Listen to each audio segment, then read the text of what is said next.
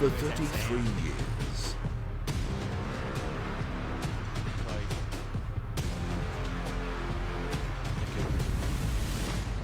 With the country's best technology.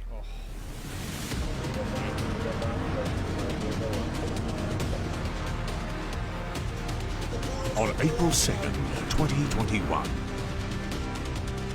This is where NPNFL happens. RPP FM. The voice of Peninsular football. And welcome to a very historic night of RPP FM footy, live on 98.7 and also on the RPP FM Facebook page. Our TV Magic Match of the Day under lights, the first time for premiership points at Skybar Stadium here in Frankston. Division 1 clash between Frankston YCW and Pines. Welcome to our pre-game show brought to you by Bendigo Bank, and calling all the action again tonight, Michael Voss and Adam Short-Pass-Kelly. Good evening, gentlemen. Good evening to you, Craigo. What an exciting bloody night of football we got planned tonight, don't we, Vossi? We look forward to an absolute classic game tonight between two sides that have had a fair rivalry over time.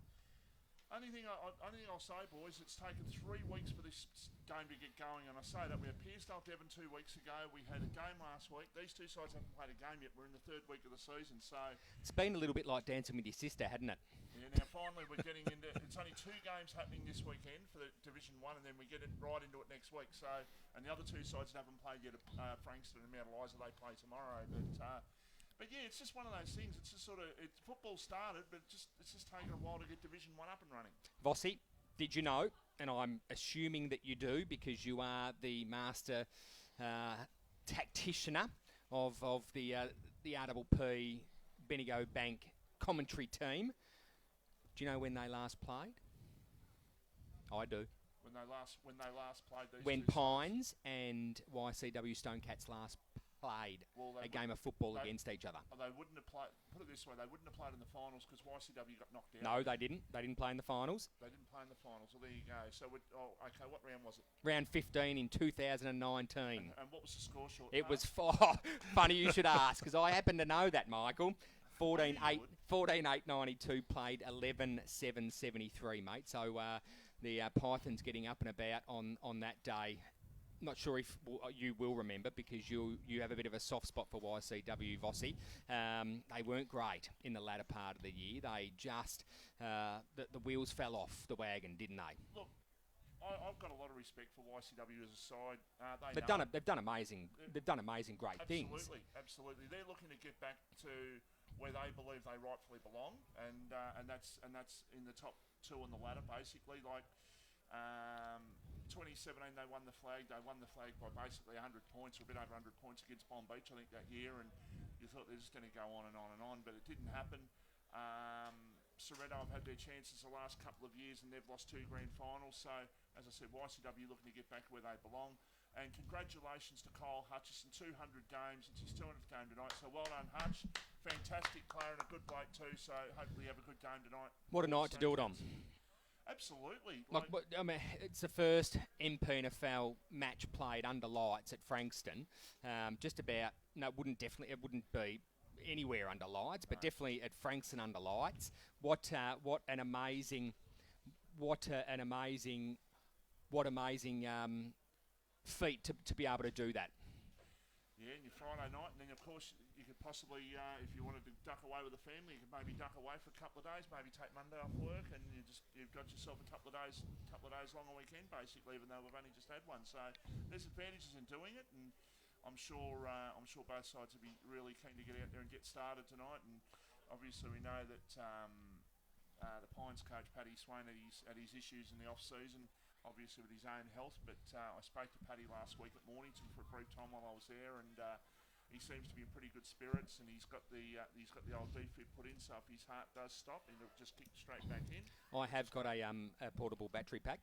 I have told Paddy that if we do require it at any stage during the game, that I can just it's already charged, and I can just plug him in and just give him a few volts.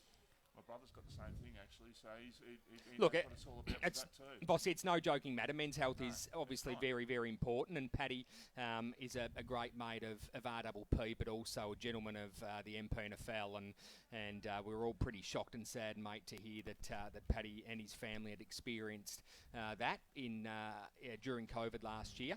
And mate, I did want to touch on Paddy as well with him, just to discuss the importance of, and Craigo, you'd know, mate, the importance of men's health and men's checkups and so on and so forth. Really important stuff. It is, and it doesn't matter what age you are either. No, exactly, because you never know what's around the corner. And my great late brother, Towie, obviously he had no idea what was coming, and before we knew it, we lost him. So men's health, very, very, very important. Michael. 100% agree.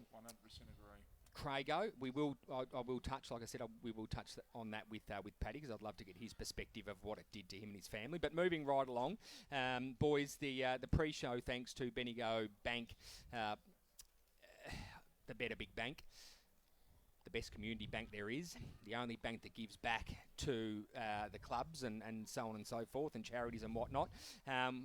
We've got a big one lined up. We've got, of course, joining us live here from Skybus Stadium. We hope to have Jeff Svigos, the president of Pines Football Club, will be joining us. Premiership president, may I add. 2.5 years ago that happened. Can you believe that? It's I been can't. so long. To be honest, I can't. And then we have Andrew Schneider joining us as well, the YCW Stonecats president. Very proud man, a very bleeds black and yellow for the Stonecats, Craigo. Andrew Lloyd, of course, will be joining us, the CEO of the Frankston Dolphins Football Club, so it'll be exciting to talk to him about everything VFL and Frankston Dolphins. They are flying at the Dolphins at the moment. They've Yeah, won look. 3 in the pre-season. And Yeah. They go into their first game. I think it's next Friday night here against Coburg, and we will be too. No, it's RWP will be here broadcasting that one, and no, it's fantastic for Frankston, because they've got some big bodies now in that midfield, and all of a sudden they're getting the ball out of the middle. They're getting opportunities to score, and they've beaten, I think it's the Bull Ants, Coburg, and might have been Werribee the other side. I can't think who the other first side was, but they've won 3 out of 3, and they are flying at the moment. It's great to see. And joining us also here live at Skybus Stadium, we will have Paddy Swain, as mentioned off the top, will be joining us to talk about his magnetic side in the Pines Football Club, of course. There's plenty going on with Pines Football Club. There's some debutants that I want to bring up a little bit later on in the show, and probably during the match, of course, but I will point those out to our listeners and our viewers, Michael. We have stacks and stacks and stacks on, mate. We won't be talking to Goons, unfortunately. Paul Goonan will be joining us live tomorrow in the Bendigo Bank studio for the Toe Pump Football Show. So we will be talking to him about hopefully the result. Hopefully he's happy for him. Paddy, of course, hoping that he's very disappointed. We've just heard by our fantastic executive producer that 1,600 tickets have just been sold at the gate and online. So we're expecting a pretty big crowd here at Skybus Stadium, which is fantastic news, Craigo. Yes, and just having a look out on the ground, we're right up in our beautiful position tonight. Ground is in, I would have to say, immaculate condition, given that we've had a little bit of rain today. Obviously, I thought earlier on today we'd be in the wet tonight, but the rain's gone away, and I think the crowd's starting to build, and I think it will be excellent conditions for footy tonight. And you've got a lot of people inside for the pre-match function as well. Quite a few here that I was chatting to beforehand, and it's going to be a big night, and hopefully the weather holds. Absolutely, and we've just welcomed both sides on the track as well. YC doing some warm-ups just in front of us. It's an absolute sight to see from up here at Skybus Stadium, and then on the Skybus Stadium members side is Pines Football Club, just running some drills. We've got some kids and some youths and some mums and some dads kicking the footy around. There's quite a crowd building in front of us. Vossi, it's just exciting times. I mentioned off air that these new light towers, thanks to obviously federal, state and local governments, for our listeners and those that haven't quite tuned in yet, they're only at half strength. They're as big as the light towers at the MCG, and Craigo, they're only at half strength, mate. I've been told that if they go to full strength, the turf on the deck will just yellow off, mate, and it'll be a pitiful sort of performance from the turf. Well, look, it's a fantastic night to do night footy after Easter school holidays. Yep. Looking to get the kids out of the house, and we've been blessed with great weather. And as I mentioned before, the ground is in absolutely immaculate condition, and a full credit to the team here. They've done a great job. So. Craig, just to interrupt you there, mate, we've got live vision coming through of Schneider's, just Andrew Schneider, of course, the YCW Stonecats president, just going around and just wishing all the boys good luck, which is fantastic to see. And the man to my left, the reason he's not down there is because he's standing bloody next to me. He's, of course, Jeff Svigos, joining us very, very shortly in the studio here. But look, we might take a quick break, and are we good to, as I put Sus in an absolute panic just to get everything organised. Sus, are we good to go to a break, mate? Prees in about 30 seconds. What do you got for us, Craigo? Oh, just the fact that tonight we've got our Eliza Meets Player of the Game again. Oh, very good, Jeb. Which is fantastic. I don't know if you saw it. Well, I know our listeners and viewers would have seen it, but when it was given out to baggers from Langwarrin Football Club last week, he sort of looked at it and said, what am I going to do with this? And I looked at him, and there was a lamb roast. There was lamb chops, pork chops, sausages, strip steak. That's American porterhouse steak. There was everything. And I said, well, you're going to bloody cook it, mate. And he goes, no, what about now? And I said, well, it's your home club. Go and stick it in the bloody fridge. Oh, yeah, okay. But look, he was up and about. But he was pretty shocked, thanks to Kevin at Eliza Meats, mate, to receive that. And tonight we welcome Ray White Frankston on board as their scoreboard sponsor. Yeah, look, it's great fantastic. to have Ray White Frankston back in. Are we right to go to a break, Sus? Yeah, okay. Let's go to a break, viewers and listeners, and we'll be back with more of the Bendigo Bank, your community bank pre-show entertainment.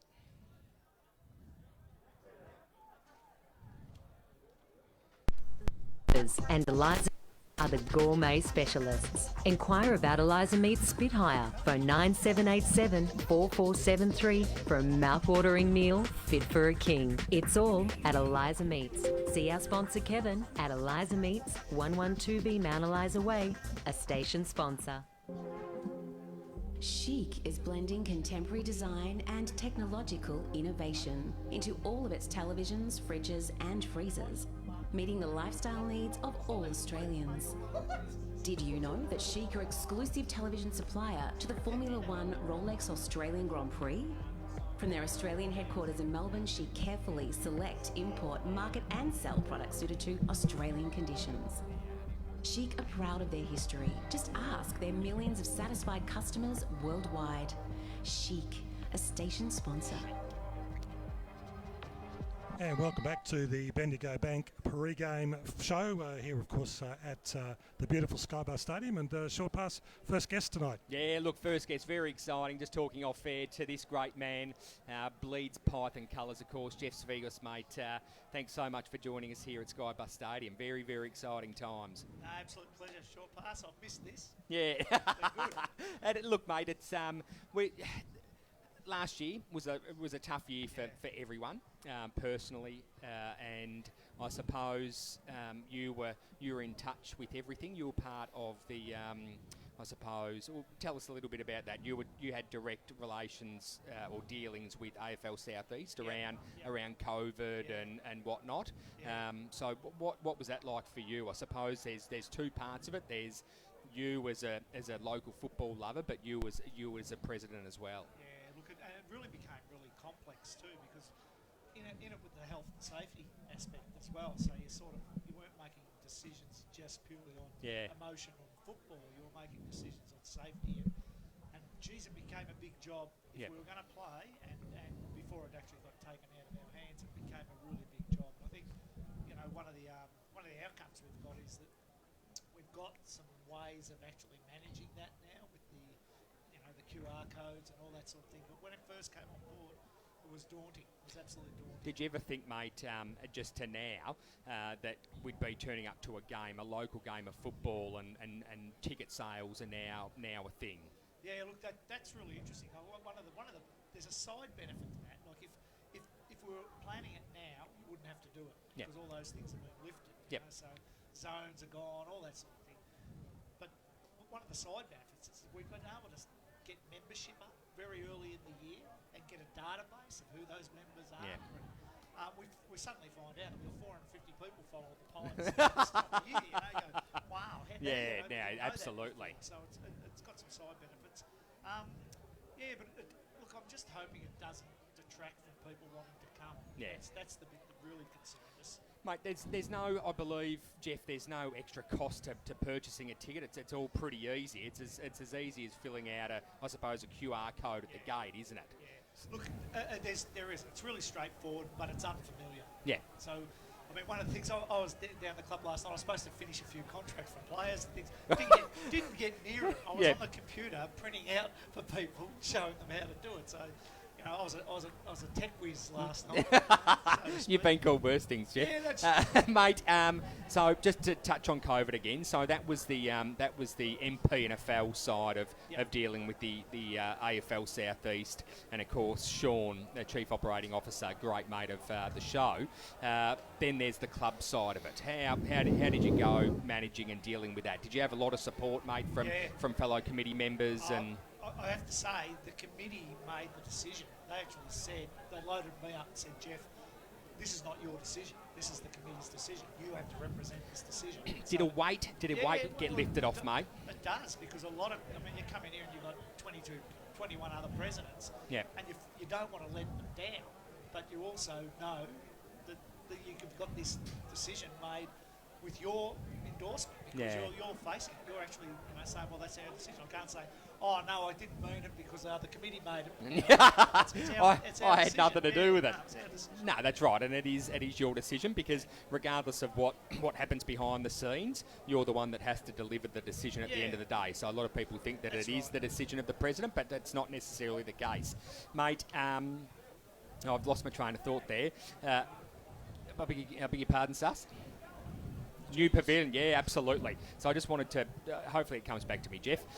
Mate, there's lots of things going on down at the junior club. We know, and it was well publicised through your Facebook page and whatnot. But there was in 2019, the end of 2019, you struggled for an administration with the junior football club. You had lots of kids wanting to play football, but just not enough volunteers. Now I believe there's some amazing things coming from the junior side of the football club. Yeah, look, we're getting some help in terms of the commercial side of the governance, but we've taken the junior club under the wing of the senior club. That'll connect it a lot stronger, I suppose. Yeah. But one of the things we've done for that is the administration side of it, to make sure it's supported. The league's been absolutely supportive. They've been really good and said, look, we understand. So we've dropped a few sides, unfortunately, just because of numbers. And look, it was actually, when we looked, a lot of clubs are in the same boat. Yeah. A lot of kids didn't That's come right. back. So, Yeah. and we knew the club rooms. I mean, the club rooms was sort of been thereabouts for a few years. And we knew that on top of getting club rooms changed, demolished and then rebuilt in the same year, got small numbers. Like, it's almost a blessing and a pain at the same time. Yeah. But it's good. Like, what we'll do now is we'll get the sides through this year, and next year with new club rooms, we'll use that to ignite a whole lot of populace for the junior club. But one of the things that's happening on the estate itself, there's a renewal of all the schools. The education, there's 36 million being put into the education system. So you've got right across the road, you've got Kathy, the principal at Aldercourt.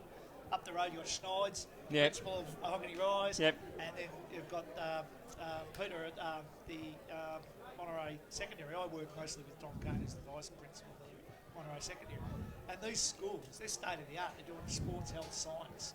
So, we're saying, well, we want to be part of your curriculum. That's right. You talk about the stats package and Yeah, stuff like that. yep. Kids can do that as part of their curriculum, or you can get jobs with us. You can be a barista or anything like that.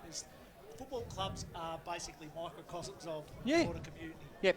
And I think all three levels of government, particularly in Frankston, have really cottoned onto that. And you see a lot of money to trying to save these sports clubs. What do you need? How do you need to grow?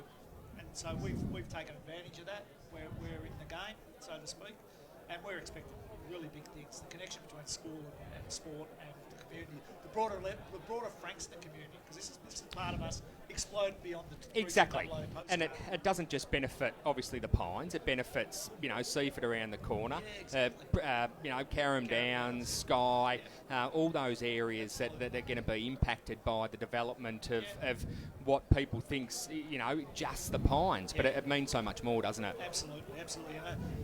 Look, I was talking to Size before. One of the things we make no secret about modelling ourselves on what YC did to be successful.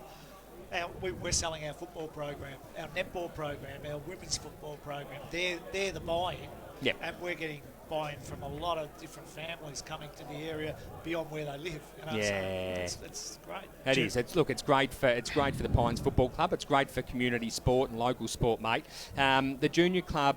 It seems to be, ear to the ground, Jeff. It seems to be the sort of the 14s to 14s, 15s, more 15s, 17s. There's that whole across the board, mate. As a senior club president, and I suppose you speak to Paddy all the time about this. But when you have those gaps within a junior football club, you tend to get a little bit nervous in 3 or 4 years' time. Look, I mentioned at the last President's meeting, I just said, look, I think we need to do some work on that specific issue. Yeah. We're putting permits in place, and they're all Band-Aid things. They're just fixing what this year exactly. is. But the longer term trend, you've got to have a look and say, well, what can we do different? Exactly, and I think it's about, and you will agree, I hope, it's about injecting back into grassroots footy, isn't it? It doesn't necessarily happen at the local level, but it has to happen from the top, and it has to happen from a young age, engaging kids back into sport, not just football, but in all codes, netball, everything. Yeah, exactly, and young. Yeah, get them young. That's right. And get them interested, Auskick. It starts at Auskick, Absolutely. Jeff. Yep. A good football club with a good Auskick program draw in the kids. Well, that's the irony in this, is that after we get over that gap, we've got quite a good pipeline coming through, because we've had Bo Henry, the captain of the senior club. Yep. Running the Auskick. What other club does that? Yeah, no, absolutely right, mate. Look, I bumped into to Bo and Paddy earlier, and Bo's pretty excited, obviously, to get back out here, mate. After obviously, don't take any footage of him. Wasn't us, mate. Can I just put that on record? It wasn't us, mate. It wasn't us. No. Tonight's game. There's lots of anticipation about it, mate. It's here live at Skybus Stadium here in Frankston under lights. Yeah. What's the feel of the Pines Football Club? Look, we've got a young side, so it's a bit unknown. It is a young side, mate. You're going in quite lean. Well, it's almost I think it's only about 24 or 25 points. I think you're playing under tonight. It's polar opposite to what we finished in 2019. Yeah. It's a very young side. A lot of talent. Yep. But, great talent. So we'll just see how we go. Some debutantes made in Jaden Adams and Xavier Donison. Exciting prospect for them to be able to strap up and and put in for the Pines Football Club. Look, in 1980 we had a very similar theme. Yep. We were all kids, Yep. and we got. Didn't we play footage of Jeff last year, mate? I think we had a game of Jeff that we replayed back in the. There was some heavy hits. Yeah. Well, look, we're very much looking forward to tonight's game, great. Jeff. Mate, I hope you are very happy at the end of the night, and because you deserve it. But obviously, Schneids does as well, with all the work that's been put in, especially over the last sort of 3 months. But of course, last year it's been epic, mate. Yeah, look, we think this is good for Frankston and broader football. We think if this becomes like our centrepiece of where we play the best game, and we do it on a Friday night or whatever, we'll be very proud of sticking our necks out. Absolutely.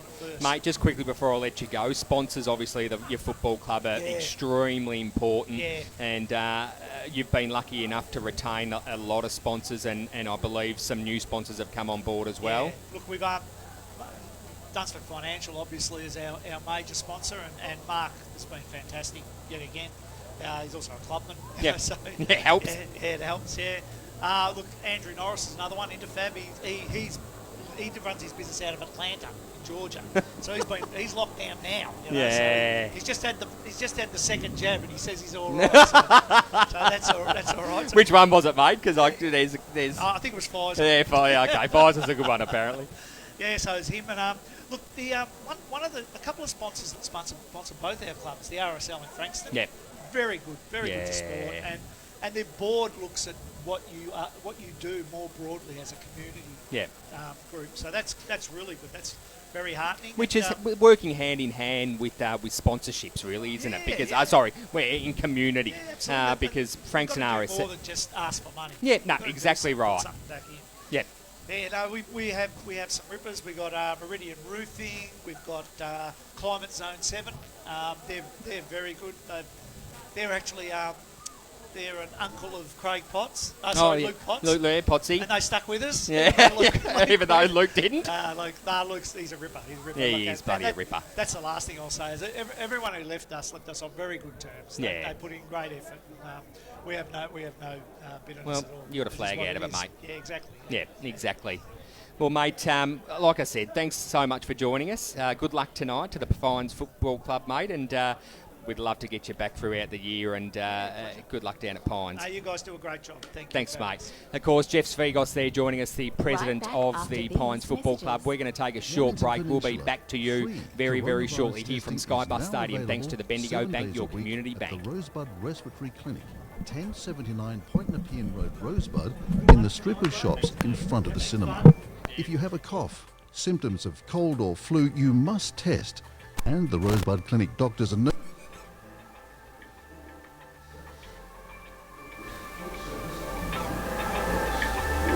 rosebudskincentre.com.au.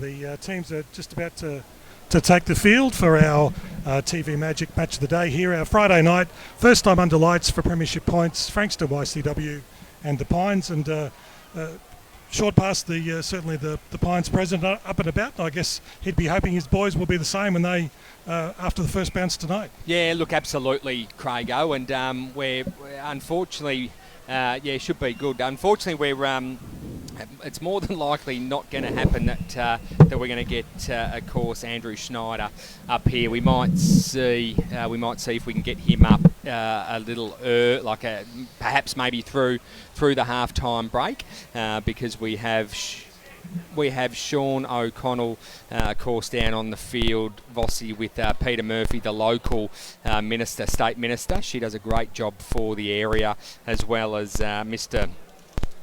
Phillips, of course, Adrian Lloyd, the CEO of the Frankston Dolphins, and of course we're probably calling the game tonight, Vossi, from his office.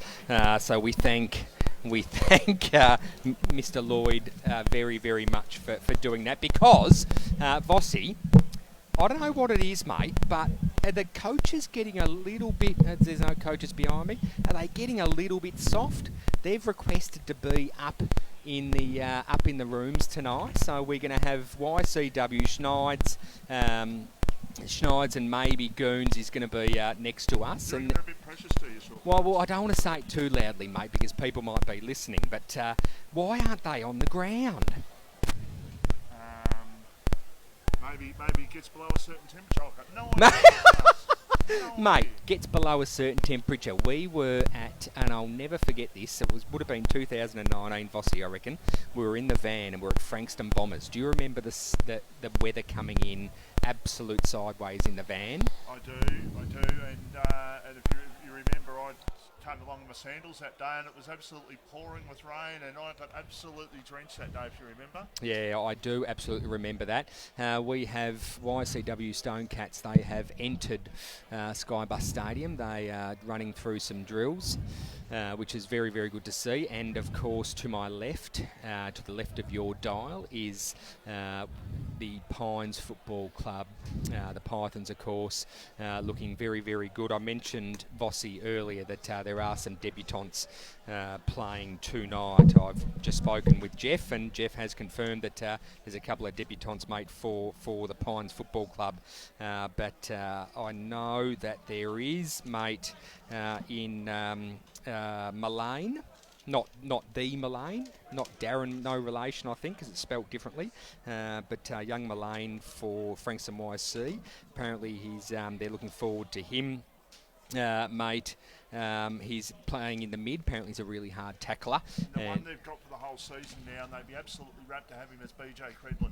Yes. They've got him for the whole season. There's no VFL commitments for him. It's just straight YCW commitments this year, rather than in and out, depending on when he's needed uptown. So for him to be available the whole season, that just really stiffens up the YCW side and makes them more stable. Apparently, Matty Schmidt Vossi is a new ruckman for the YCW Football Club as well. So he's going to be an amazing get for apparently for YCW, mate. Matty Schmidt Vossi. Yes, sorry. Did something catch your eye, mate? No, there's plenty going on around here at the moment. That's yeah, right. there is, and of course Trout Beck too, mate, joining the debutants from the YCW Football Club. He's going to be playing from the forward line, so apparently he's a bit of a runner. And there's another one. I can't quite catch his name, but he's from Roeville apparently, and he's going to be running from the back line. Plenty of run apparently from the back line. So that's great for YCW, mate. I did a little bit of homework today. I've had a look at the player points. YCW sitting up around that high 30 mark. In player points, and as mentioned to Jeff just earlier, that the Pines Football Club just dottering around that 24. So that can mean a lot of things for a lot of different clubs, but for me, especially last week, just watching Langwarrin Football Club, Vossi, that means there's a lot of homegrown boys playing for that club, I should say.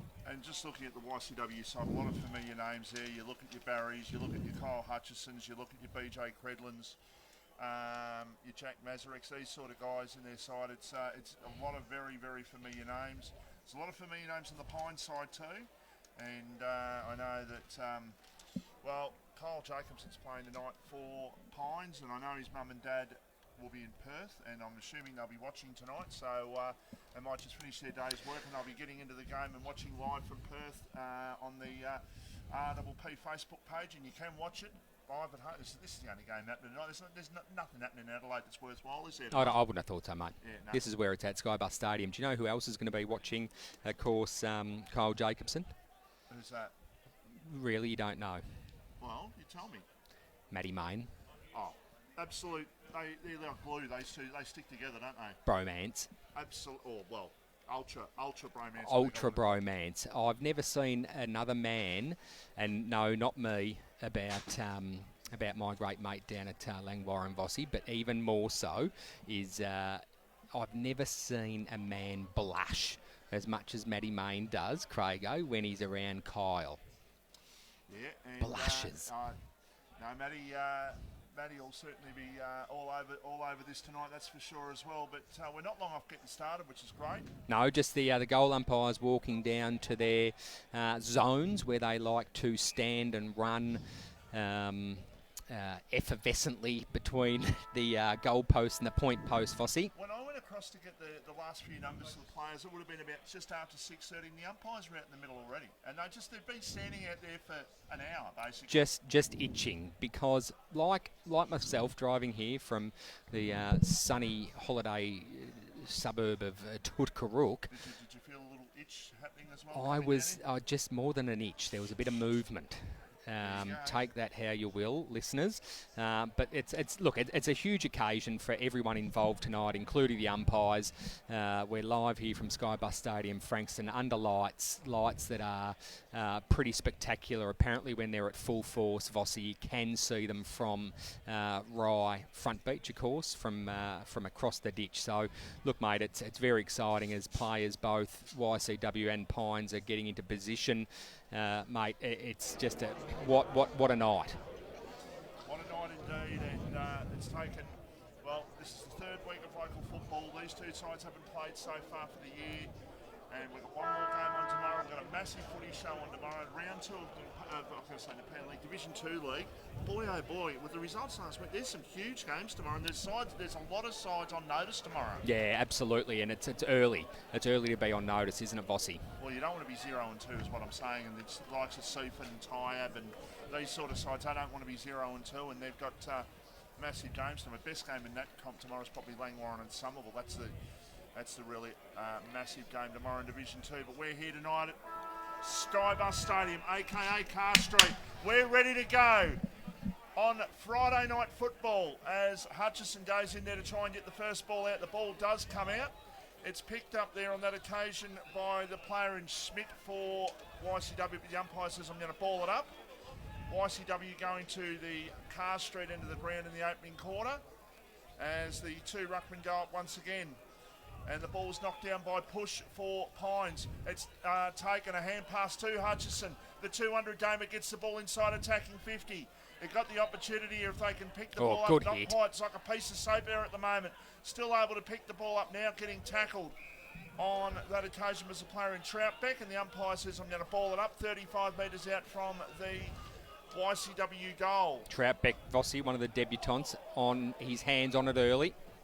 Free kick. Shot at goal coming up here for YCW. And not sure, Craigo, did you see what the free kick was for? No, I didn't. I think it was a push off the ball is what it was for. Okay, so the man to have the shot at goal is Blake Mullane. Blake Mullane, another debutant, Vossi.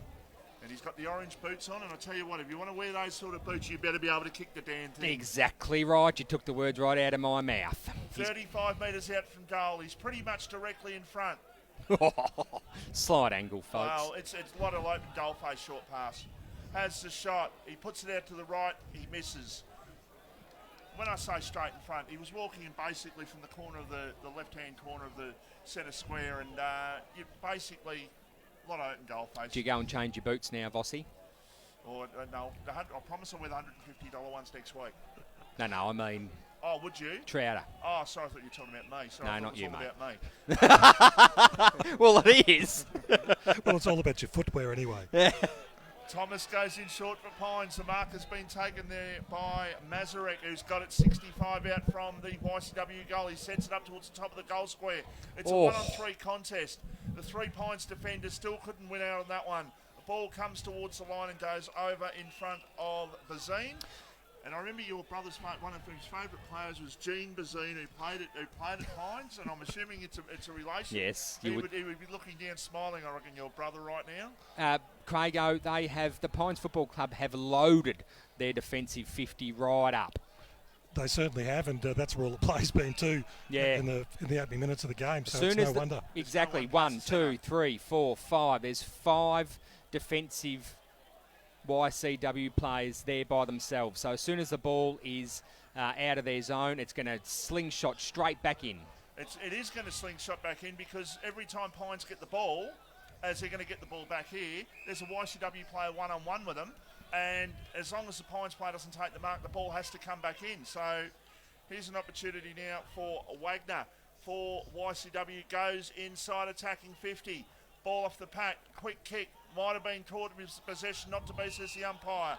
Mark taken there by Boswell. I saw Boswell before the game. I'll tell you what, he's looking fit. He's looking very, very, very fit. His Boz as he decides to play on. Comes off the side of the boot and into the crowd. And the crowd are getting up and about because a Boswell just bonks someone on the head. You give someone a rap and they let you down every single time, I suppose. Guy Hendry, the man on the mark. Lockie Wallace with the ball. He's a star, Lockie Wallace. And not sure what his commitments are this year, whether he's got VFL commitments, but the more he plays for YCW, the better they are, that's for sure. A hand pass. Now, quick kick, high kick for Pines outside of defence. Going up, Black at the back, couldn't take the mark. Wallace ducks it through a tackle. He gets the ball out. Now, quick toe poke off the ground. YCW should be able to get the ball back here. Yeah, free kick. They do, and they'll get a free kick. Probably lucky in the end. Yeah, a little bit. Malane with the free kick. Ludwig, who kicked the winning score in 2018, Vossi, just slinging the play there after he'd disposed of the ball. Free kick by C. I think it's true that he's never actually paid for a beer since then. And why should he? Nor should you. Exactly right. Ball inside the YCW attacking 50. And now they get the ball over, and there's a side off the side of the boot, a check side kick, I was about to say. And the ball goes through by Berringer through for a behind. A lot of opportunities coming, Craigo, from YC at the moment. They're certainly creating a lot of chances inside the forward 50, but yet to get it through the big sticks again. Yeah, absolutely. We've played 5 minutes in the opening quarter, and YCW are 2 behinds on the Ray White of Frankston scoreboard. Pines haven't taken the ball past the centre of the ground yet. Now they do get it just past the centre of the ground. It's an open forward line. Black's under pressure. The cavalry arrives. Now a hand pass, and they can go short here, YCW, and they do. The mark has been taken. They can play on. And there's Byron Barry. He hasn't got the facial here. It looked a little bit harder to recognise there was Visor. He went to centre half forward. It wasn't the greatest of kicks. The mark has been taken here for Pines, I should say, by McDonald, who plays on with a short pass. They're looking to go down the Brian Mace grandstand side of the ground. It's Lockie Marshall with the ball. They flood back here. And in fact, if they can get a quick kick, there's Pines. There's a couple out, isn't there, Vossi? Couple really out. Pines plays. Towards the broadcast side of the ground. A kick down towards Hendry, and he takes the mark. Of the guy variety. Sorry, it's not, that's... Oh, no, it's not. Jeez, it looks like him. It does look like him. Jeez. Lewis, it was. It was similar build. Yeah, not wrong. And the hair. Maybe him and Guy have got a bit of a bromance happening. But they're down. Kyle Hutchison, I believe, just coming on. Yeah, Hutch. I don't think he started on, did he, Vossi? No, he definitely did. He did. He got the first touch of the game, and he definitely did. I must have he's been a star of this competition over a long time. I must have been checking your Tinder, mate. Sorry. That on my $5 sandals. You need to put a boy on, I tell you. You are hot, hot, hot. Two behinds. Hill might have disagreed. 2 behinds plays yet to score. We've played 6.5 minutes in the. In fact, we've played 6.5 minutes in the opening quarter. Quick kick for YCW towards half forward. I thought that might have been a mark. Not to beat it. Thomas. Ball on the ground. A chance now for. Oh, there he is, all by himself. Forward Hutchison. The 200 gamer has put through the first goal of the game, and look at him get around him. 1-2-8 YCW. Pines yet to score. You're listening and watching. No. Well, what a you are. You're still listening and watching RPP FM, the voice of Peninsula football. Why wouldn't you be? The 200 gamer, what a script that is for him to get the first goal of the game, short pass. Yeah, look, absolutely. I think with that little spell just of a few minutes, Vossi, as you said, started on the ball, was able to have an impact early, Craigo, and then just snuck off, mate, and then was able to sneak back on and sneak down forward, resulting on a one-on-one contest, and just turned his player inside out and was able to play on and kick a snag, mate. Malane goes towards attacking 50. It goes a little bit shorter than that. In fact, there's about right half forward flank out near the Brian Mace grandstand. The umpire says I'm going to throw it back into play. So Pines haven't scored yet. YCW 1-2-8. Ray White, Frankston scoreboard. Ball thrown back into play by the boundary umpire. Push. Might have got the ball down there on that occasion. Hand pass over the top. Looking down. I think that was Marshall who just got knocked off the ball a little bit. Still an opportunity out there on centre wing, right near where the scoreboard is shining bright in the nighttime evening. Quick kick to half forward. Oh, that was it wasn't dirty by Boswell. It was just hard. It was just a good hard contest. But the YCW blokes didn't like it. They're into it over there. They are. They didn't like his contact. I didn't think it was hard, but it wasn't over the top. There's a short pass towards the forward pocket. Looking there but not finding the player in Troutbeck. Still an opportunity here for YCW. They're inside the attacking 20. The umpire says holding the ball. Yeah, it wasn't over the top, wasn't vicious. Yeah, look, I've got to admit, Crago, I did miss that, mate. That was just a big heavy collision, but he got up and got the ball and kicked the ball back into attack. He could have done.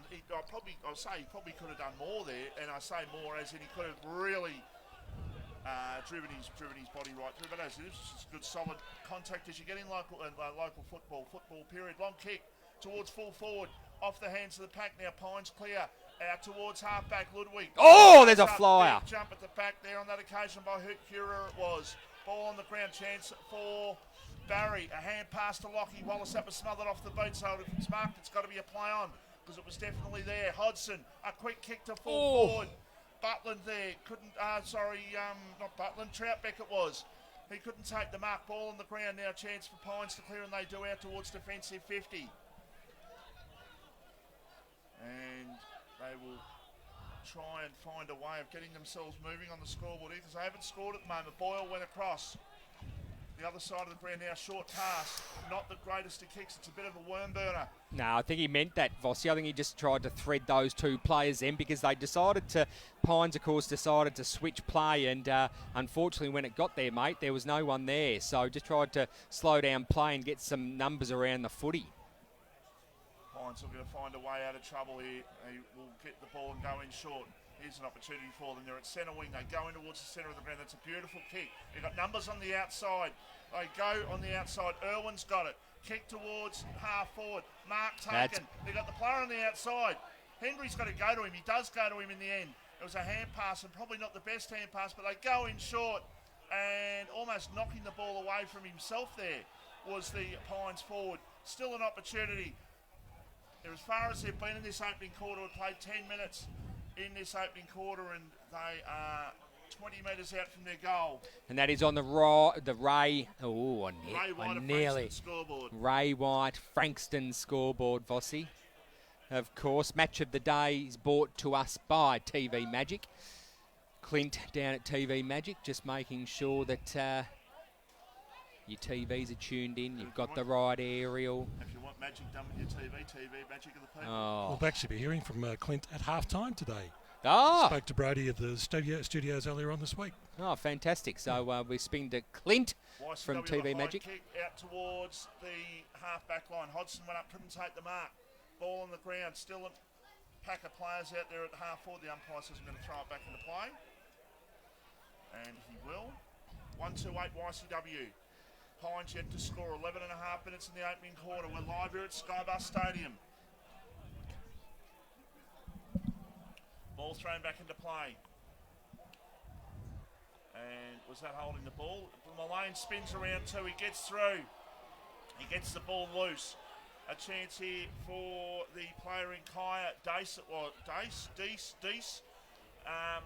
Ball with Mazarek. He is besieged by two Pines players and that is holding the ball.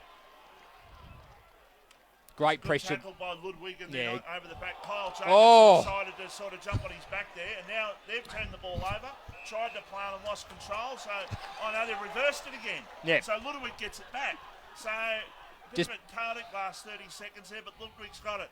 A long way out from goal. He kicks it towards about 35 out from goal, and the ball is over the line, right forward pocket.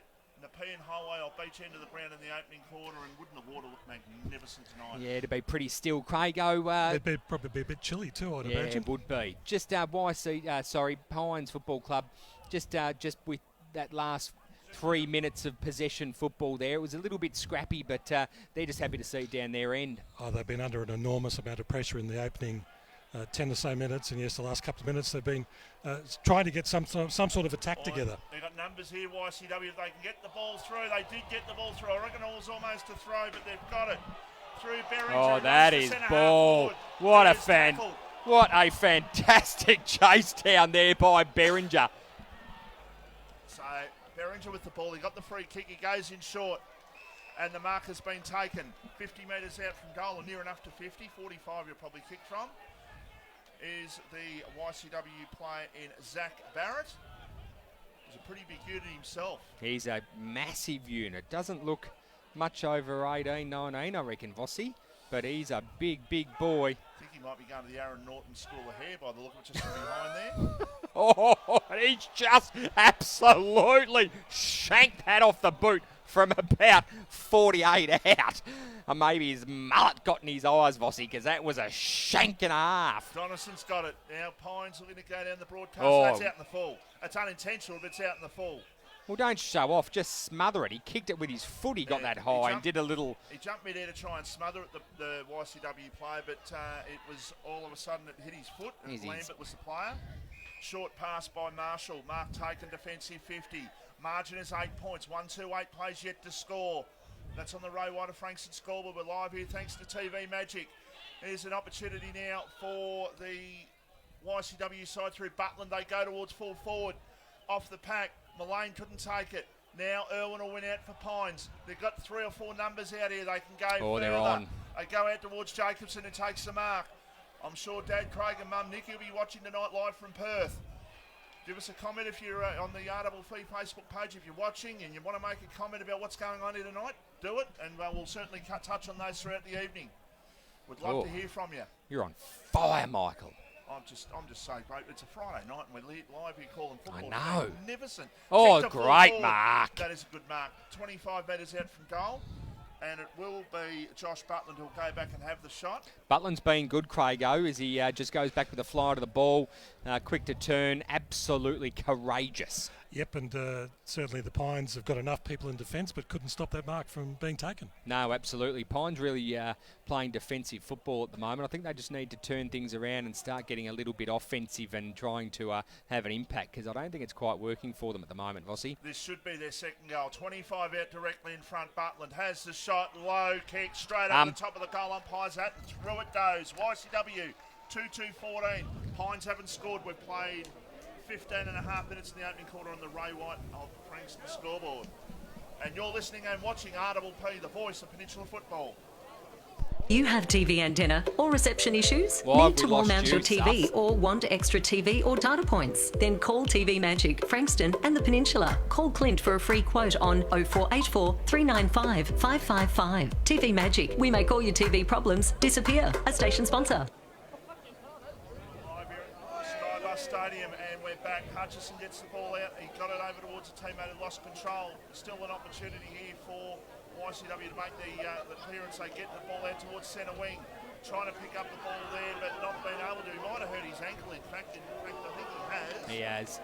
Josh Berings is the man, and he's come straight to the bench. He grabbed at his ankle, so he'll go back and get that looked at. He might have to re-strap it. I don't think it's. I wouldn't have thought, but my enormous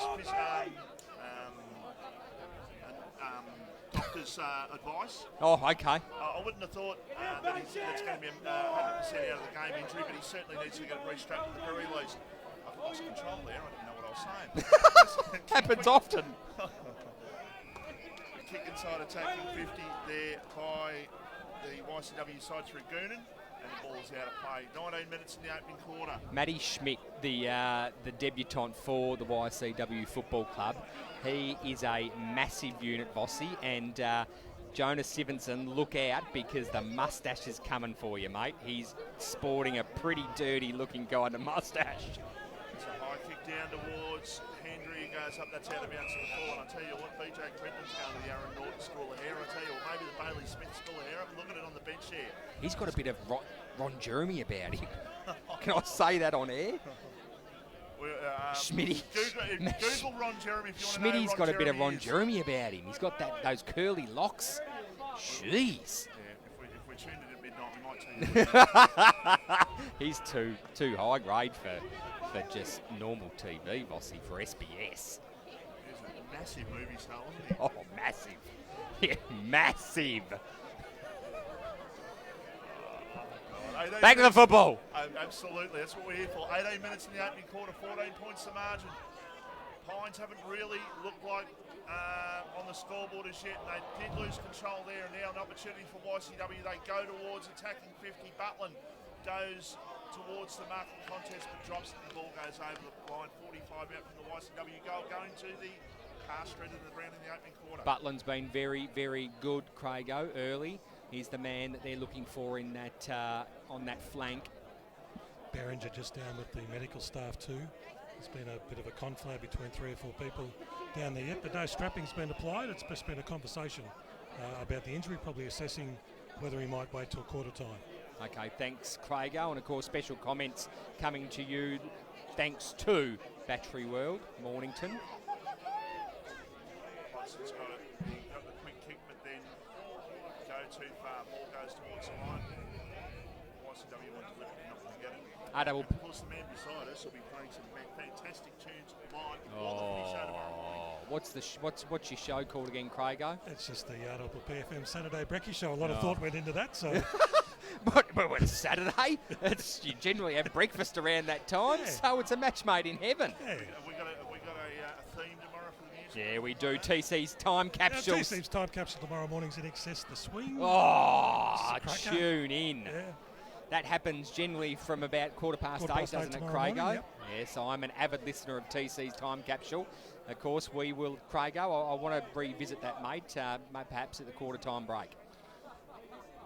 So we've played nearly 20 minutes in the opening quarter. YCW 2-2-14 on the Ray White and Frankston scoreboard. Pines yet to score.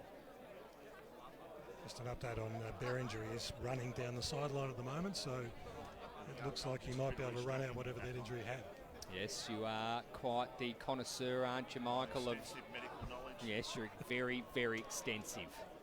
There's a hand pass by Wallace. Oh, that's a great fend-off. It really was a good fend-off. YCW with the opportunity to go forward. They go towards full forward. Now, Pines have got the numbers here, but they can't get into the contest. So now they will get a free kick here. I think YCW getting the free kick. No, umpires called a ball up. I thought I looked at the umpire. The Pines players, Vossi, were desperately seeking a free kick, but I believe there was no prior opportunity there. And, of course, that... hand pass over the top. Sorry, short pass. No, you're right. Short pass comes down the line towards the half-back line, but Mark has been taken. It's been taken there by Hura. Who's got it? He's 2 kicks out from goal. Just need to try and pinpoint a pass. And that's a beautiful kick. It's a tough kick from there. It's a very, very tough kick from there, Michael. Butler is the man with the ball. Please maintain a 1.5-metre distance between the umpires and the playing paddles. Just notifying of the 1.5-metre standard distance that you've got to be apart from each other now. Yes, I can see, Vossi, everyone down there in front of us is practising social distance. We're absolutely doing it in here. Absolutely. We're more than 1.5 metres apart. There's a quick kick to centre half back, but YCW will load up once again, but that's a good mark taken. Great, strong mark. By Lewis. Lewis has been good. The man who we reckon looks like Guy Hendry out there. Oh. There's a quick kick over the top. It's going to be taken. And it's been paid. Pines way for throwing the ball. And then the man down there is Kev Lilac. Of course, Kev doesn't he love the netball girls, didn't he? He always used to sneak into the netball show on a Saturday morning. Yep. Absolutely loved it with Talia and all the girls. Well, speaking of Talia, I was talking to her midweek, Vossi, and she's going to make an appearance on the Toe Pump Football Show, mate. So we'll be very, very lucky and happy to have Towers come on board. She's a star. We love Towers. Yeah, she is a bloody superstar, mate. Much loved larrikin of the Bombers, of course, playing netball at Frankston Bombers, and just in general, I know she attracts a lot of people just because she's a live wire.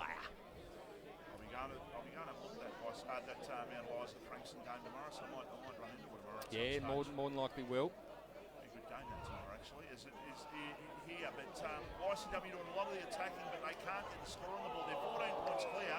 They probably should be further in front. And Glennie's gone down there in the middle, the runner for Pines. He went straight on his bum and he got straight back up. Now kick towards half forward.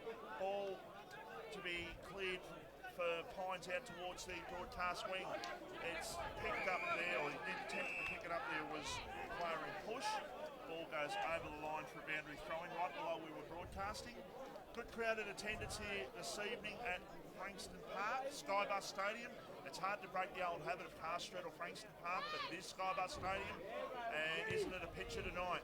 Marshall a high kick towards half forward for Pines. He was looking there for his good mate Hendry. He couldn't take the mark, ball on the ground, and it goes over for a boundary throw-in. We're 23 minutes in the opening quarter. I don't think we're going to have a huge sort of time on in this first quarter. YCW kicked the only 2 goals, and Pines have not scored in the opening quarter. I wouldn't have thought so, Vossi. RPP player of the day, of course, best on ground, thanks to Kev from Eliza Meats, Vossi. We are going to organise a fantastic meat tray, thanks to Kev. A lot of fantastic feedback about that meat tray last Yeah, week. huge amount of feedback. Yeah, that's exactly what he said. What am I going to do with this? I said, Baggers, you're going to bloody cook it. There was a lamb roast. There were lamb loin chops. Plenty of lean meats. And his finest cuts of Eliza Meats. Oh. As all our sponsors are, Eliza Meats, they're a superstar sponsor. Absolutely. And They're did a you... sponsor of Oh, damn you, Vossi. I was going to get in there before you. Oh, you can... yeah, well, got plenty of time for that this year, that's for sure. Ron Jeremy goes up in the rack. Going hard down the centre, isn't he? There's a ball goes over the line and over for a boundary throwing. Got very scrappy the last couple of minutes too. Yeah, look, it is, absolutely. It just, I think the lid's on at the moment, Craigo, and I think not tempers so much, but I think passion's going to just spew over in a minute. There's no real wind to speak of out there. No, it's pretty still, Vossi. It's just one of those things at the moment. Pines will be happy if they can sneak one before quarter time. That'd be great for them, but they just need to not concede. Just a bit of niggle creeping into the game. As you Yeah, mentioned, no, short it's pass. like I said, it was just it's here. It's just not quite rearing its ugly head yet, Craigo. Just some little spot fires going around, which tends to happen, Craigo, with both teams. Kick towards full forward, no mark taken. Ball on the ground. An opportunity now for a hand pass. Now quick kick over the top goes the ball towards full forward. It bounces through for a goal. And I believe that might have just have a look there and just wait for him to sure he turns around. Just keep an eye on him there. I feel him. 2-2-14 plays Pines 1 straight 6, and that is on the Ray White Frankston scoreboard. Did you pick up on that? Did you pick up on that, Vossi, who that player was? Craigo's looking right down the line for us here. We'll get that in just a sec. But a goal for Pines, and they needed it. I have a feeling it could have been McDonald who kicked that one. But I'm sure we'll get corrected on that as the night goes on. We'll scratch it in for McDonald if it changes. We'll certainly let you know that. There's Mullane trying to go through. He gets the ball up towards Wallace, and what a beautiful kick Lockie Wallace is as a rule. That's a beautiful kick for distance. Not quite accuracy there on that occasion. Now, YCW looking to go forward. They get the ball and knock it forward, but it was picked up there by Xavier Donison, and the ball is going to be dead now because it is quarter time here at Skybus Stadium in the match of the day. Thanks to TV Magic, we are live here at Skybus Stadium. What a beautiful night it is. Good crowd in attendance. We're all social distancing. We're all doing the wonderful things here, and it is an 8-point lead to the Stone Cats. 2-2-14 Pines 1 straight 6. We'll be back to tell you all about it on RPP, the voice of Peninsula football.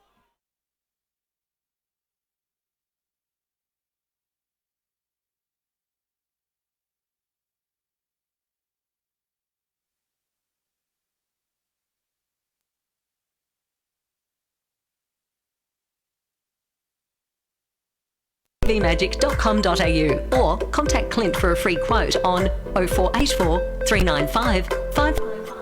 TV Magic, we make all your TV problems disappear. A station sponsor.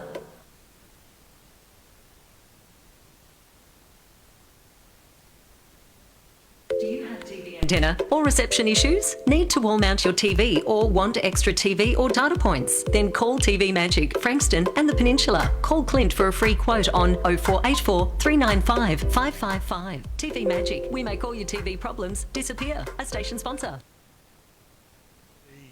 The RPPFM footy coverage. We're doing Friday night under lights tonight from the Skybar Stadium in downtown Frankston, and at quarter time in the Frankston, Ray White Frankston scoreboard, it's YCW 2-2-14, the Pines 1-6, and of course our game tonight brought to you by our matchday sponsor Clint and the team at TV Magic, and we thank TV Magic very much for coming on board as a sponsor with the RPPFM footy coverage. And of course, as we mentioned earlier on in the call, we've got our player of the game tonight as well for Eliza Meats, and certainly the first quarter, a fairly scrappy affair towards the end, Vossi, but certainly YCW started off very, very quickly.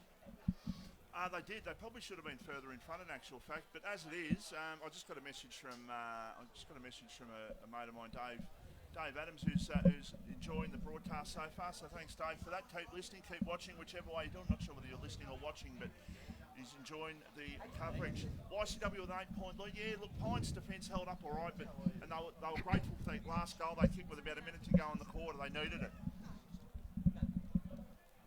Hello. We have a special guest joining us. We do indeed. Yeah, it's our local member, Peter Murphy. Good evening, Peter. Nice to see you guys. I'm just jumping in here. I'm a bit excited about being here Friday. Is it Friday night? It is Friday night, right? I lose track of time. You're like me. You lose track of days. Isn't this a magnificent scene here tonight? It's just so many people. The lights are pretty magnificent. And I know Andrew Schneider was saying at the pre-match dinner that the Stone Cats, the boys were like under 9, so I was so excited. I reckon they must all be like that. So how long has this been in the motion to try and get these lights here to Frankston? It's been at least 2 years. I remember coming down before the last election, and talking about them. So it's taken a couple of years, you know, after the quite a few years of building the Dolphins back up and all that work that everyone did. So it's, I don't know, I'm almost lost for words, which, as you guys know, is unusual for me, right? Well, certainly a good crowd's turned out tonight, even though it's a bit chilly. I mean, I thought earlier on today we might have a fair bit of rain tonight, but the weather gods have smiled on us. I think it's perfect. I think the football gods talked to the weather gods and said, guys, or girls, it's probably women to be honest, but you know, it's the first round. We need a bit of footy weather. We can't be out here in 30 degrees, right? But isn't it great just to have people back at the football, people enjoying themselves, people doing the right thing, and just enjoying what they've been hanging out for 18 months basically. Yeah. And I've been talking to a lot of the local clubs and even the other sports who are all saying they're getting really big crowds compared to 12 months ago, and it's exactly that. Like, everyone is just so excited to be out and remembering how much they love it. I think one of the positives of COVID, if you can pull a positive out, people were staying at home. Yep. A lot more community, and now that they realise that we don't have to travel away to do stuff. Yep. It's all here for us, and we've seen it the last 2 games we've done. Crowd's been brilliant. Everybody's been out there having a good time. I think that's right. I think also simultaneously people connected more social media, obviously, and interminable Zooms, but then really missed things like tonight and the physical connection. And as you said, like, missed their friends, missed their community, and realised we can all just do it together. Yeah. So, look, it's really exciting. And I know you guys actually wanted to talk to Andrew Schneider, and I just pushed my way in. That's quite all right. But I'm just going to say this. Have a look at my Facebook page. We put some photos up tonight. And, look, we could not get Andrew Schneider and Jeff Svigos in the same photo. So I'm just putting it out there. Are they, in fact, the same person? I don't think they are, but you never know. I'm sure there's such a thing as cropping in photos. I'm sure you'll be able to just stick the two together in a photo in some form. And there's lots of cropping in photos. I'm actually 6'3". I just crop myself to look short, just to make people feel more comfortable around me. The MP Peter Murphy has joined us, and Peter, you're doing a fantastic job, and we really appreciate you having a chat to us for this evening. Thank you very much. It's my pleasure. I love chatting to you guys, and I love being at the footy. So I'll get Schneiders for you. You can do whatever you want. You said you anything. Can I commentate? You can run this broadcast. That's fine. You're a superstar of the local area. All right, guys. Well, you know, I'm going to hand over to Schneider because God knows what I'll say if you just let me talk non-stop. All right, here you go. Thank you, MP. A member for Dunkley, Peter Murphy, joining us, and he's here. It's nice to see you. Murphy out, Schneider in. What a sight this is this evening. Just out there, just look at the people out there. Football's back, isn't it great? Oh, I can't talk 'cause I've got a massive smile on my face. It's so exciting. Like not a lick of wind out there. The lights look amazing. The crowd's unreal. Like I'm so pumped. Yeah. It's the third week and you're finally getting on the field. Like obviously it's a bit of a scattered start for Division 1, but you're finally here. You're finally back playing football. It's just a fantastic feeling to be at the football tonight. Oh, 100%. And the majority of the Divi 1 games happened the week before. Yep. So over Easter, and then us tonight, and also the Bombers and Mount Eliza tomorrow at Frankston Bombers. Jace going to have a massive day down there because there's no other Divi 1 games on. That's exactly right. Round 2 of local Division 2 round 2 tomorrow. Just quickly before we let you go, just mention. Hang on, mate. You've only given me 6 seconds. No. Peter Murphy she had 5 minutes. We've got to before I forget, give your sponsors a plug. Sponsors? Oh God. An important part, obviously, since COVID. Give your sponsors a plug. I cannot believe how amazing Fulton Drafting Services have been. Paul and Kerry, they've been unbelievable.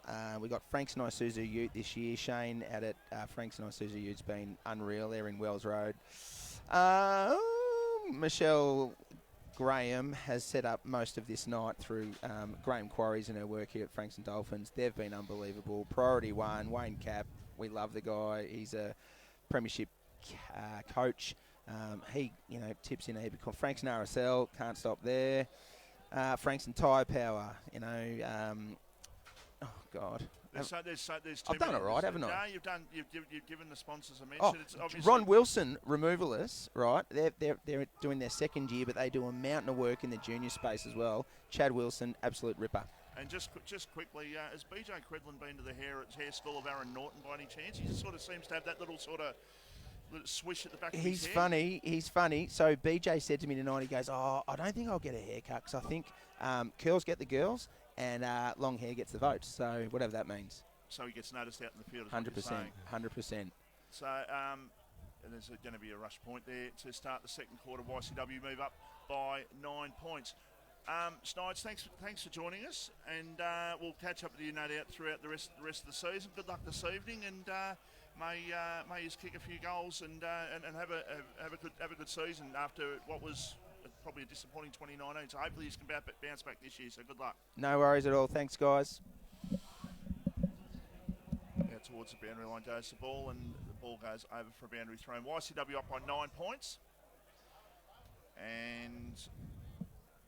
I can tell you, I did get a message from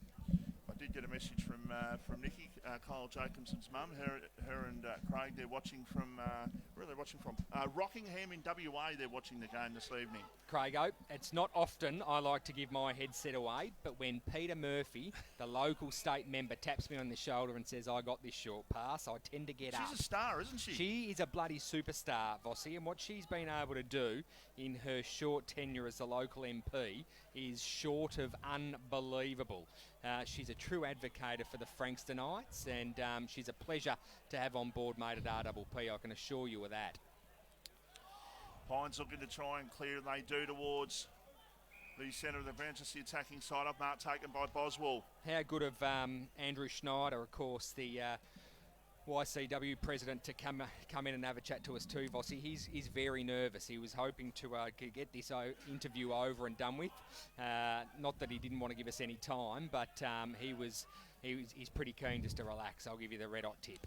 Yeah, and apparently that's what BJ's got. You heard him. The curls get the girls, apparently. Yeah. Oh, yeah. that was BJ's words apparently before the game. So we'll go with that.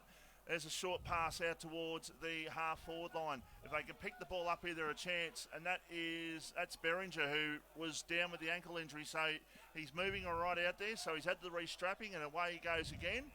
Umpire says, I'm going to call for a free kick, and that is holding the ball. And the free kick, I'm just trying to pick up who's got the ball down there for the Pines. They will clear the ball. It's Fisher, I think, that got the free kick. It was Fisher. He gets the ball out towards the right back pocket. Now the kick was smothered. Now they've got to go again. A short pass down the line towards half back, going up and not take the mark there. an opportunity for a quick kick inside attacking 50 here for the Stone Cats towards full forward. Off the pack goes the ball. It's picked up there by Thomas, who goes out towards the wing area, probably half back, in fact, and the umpires just throw it back into play. Luck's a fortune there, Vossi, just coming off the side of the boot. Lucky not to go out of bounds on the full. Umpire to throw it back in. Second quarter starting off the same as the first, with YCW all over the inside 50s. Yeah, good one, Craigo. And that's, of course, special comments coming to you thanks to Battery World Mornington. And of course, we're live here thanks to TV Magic on the Ray White of Frankston scoreboard. Oh. It's 9-point margin. Eliza meets the best on ground. It's just the sponsors are just coming in thick and fast, aren't they, Vossi? They're just jumping on board. They absolutely want to be a part of what we're doing here at RPP. I'll give you the red hot tip. And I'll tell you what, I reckon they want to hear more from the MP as well. She was fantastic. Peter Murphy's an absolute gem, and she's a great mate of RPP, as Peter Susevich is nodding his head. What she's been able to do for our radio station, mate, is pretty impressive. So she's welcome anytime, any day, anywhere. And as far as I'm concerned, she can have the microphone and she can commentate the game if she wants to. Well, she was telling me just off air that she was a little bit stuck for sporting words, but she just fumbled her way through as she just makes her way down there in the crowd with her hubby. They've come tonight to watch the footy together, so it's brilliant, isn't it? She's kissing babies left, right and centre and shaking hands, and she's very, very popular lady down here, down at Frankston. Vossi, as there's just a lull in the game, umpire to throw the ball back in, deep forward for YCW. I got the shock of my life when I turned around. She was standing I bet you bloody did. How do you think I felt when she tapped me on the shoulder? All right, so Pines with the ball from left full back. They switch play out towards the Brian Mace side of the ground. Picked up. Now an opportunity for them to go. They've got the loose man created on centre wing. If they get the ball over, they do get the ball down the line. Got to take the mark. Probably lost it in the light. Still an opportunity to tap the ball over. They worked the ball forward here, Pines, and they've worked it from half back to half forward. It's been not the That's most a beautiful classical way of doing kick it. of the football. But I tell you what, they've kicked the goal.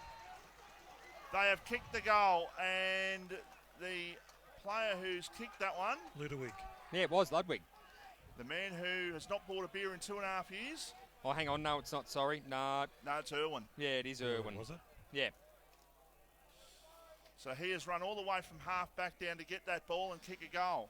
How good of Boswell, though. His vision, and he's a prolific ball user, is Bos, and he just saw out the corner of his eye that he had a runner going past him. He was able to give off a quick handball straight to, of course, Irwin. Irwin from about 55 kicking a major. Just sets up the next 10 minutes, I think, for the Pines Football Club, Vossi.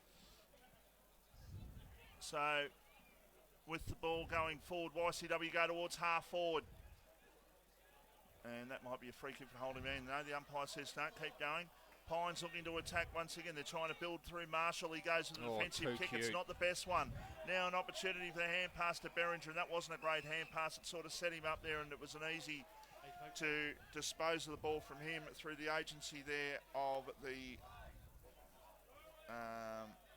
typical Pines style of football, isn't it, Vossi? Just hard at the footy. There is no soft contest. Yeah, they just obviously they can get that running game going. That was not the classical movement, as I said, but they managed to get the ball forward, and that was a good mark. Taken inside, attacking 50 for Frankston YCW, having the shot from 40 metres out directly in front. Kyle Hutchins just bodying his opponent and getting him offside, Vossi, just to take just a leaning mark. What a beautiful possession. And what a beautiful moustache he's got too. He's well known for his facial hair, his Hooch, they call him. So he's directly in front. He has the shot, and he's through from behind. Just pushes it to the left a little. It was coming just back, scraping. A whiffer. A fliffer. Over a scrape. Through for a minor.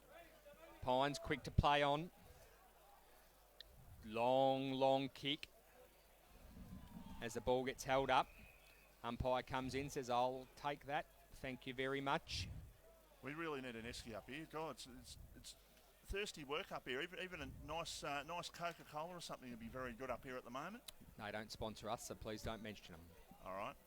If we got a drink sponsor, we'll mention that. We'll mention Jetty Road. Jetty Road aren't making soft drink yet, but I'm sure Blake, the head brewer and co-owner of Jetty Road Breweries, he's probably got something in his white coat. Even a ginger beer or something like that would be nice. Yeah, ginge. Yeah. What are you trying to say, Craigo? Mate, I've had enough red hair jokes. You've heard one, you've heard 1,000? I've heard 1,000, I love it. Pines looking to clear, and they will out towards the centre wing. That going up but not taking the mark there on that occasion was the player there in Bazine. Good slammed into kick the turf there by Irwin Days in short. Was that touched off the boot? Surely it's not. That was 15 metres. Had to have been touched off the boot. Anyhow, the umpire's called for a ball up at centre half forward here for the Stone Cats.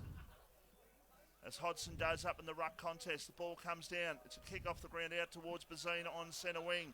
He overran the ball now. He's got to go in and just try and flip his opponent over to try and get a free kick. The umpire said no.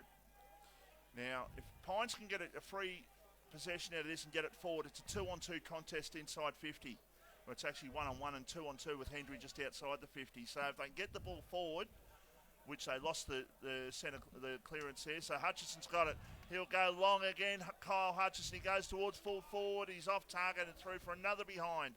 So he's had a few shots early. He's kicked 1 goal, 2 so far at the 200 gamer. I think when you're talking about Kyle, as long as he's got his hands on the footy, that's all they can ask for, because the tides will turn and the points will turn into goals.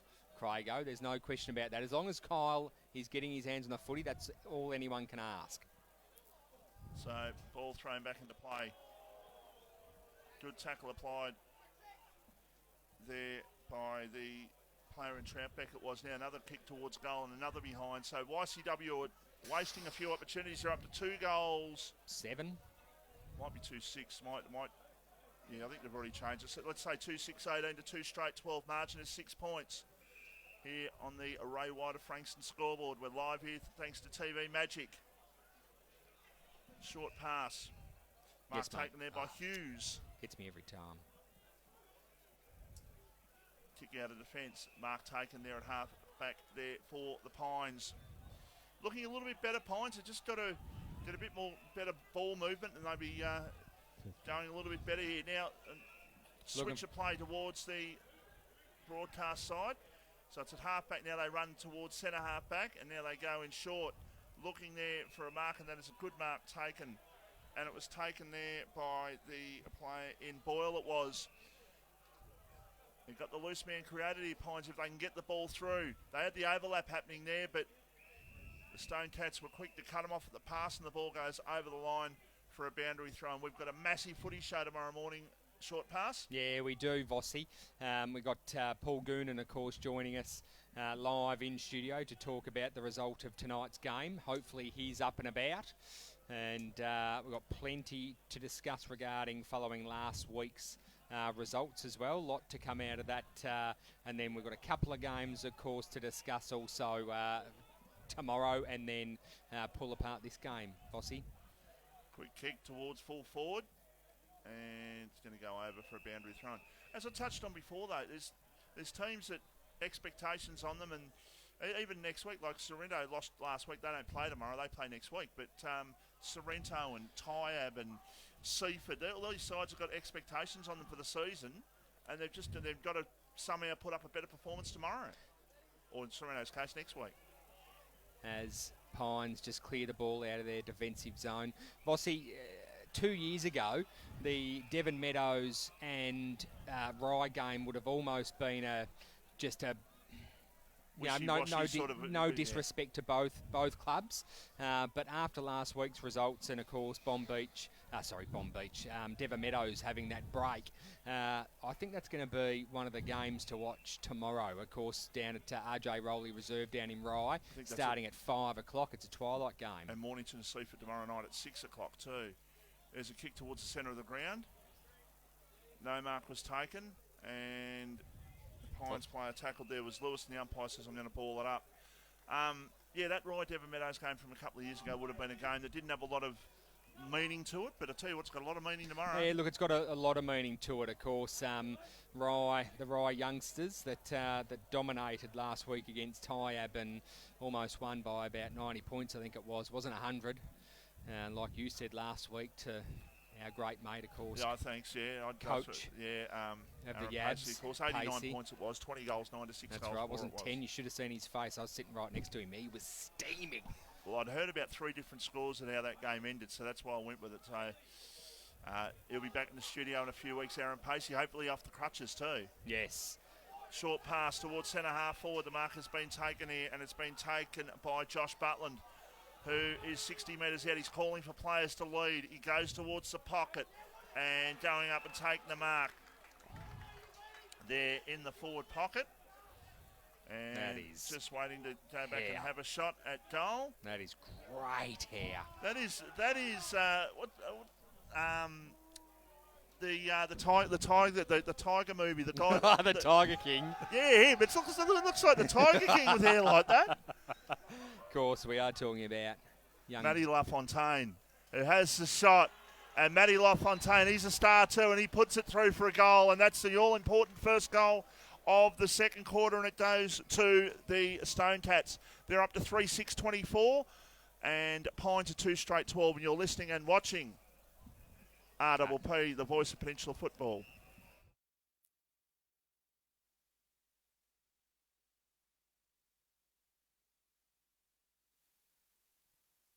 Five 555.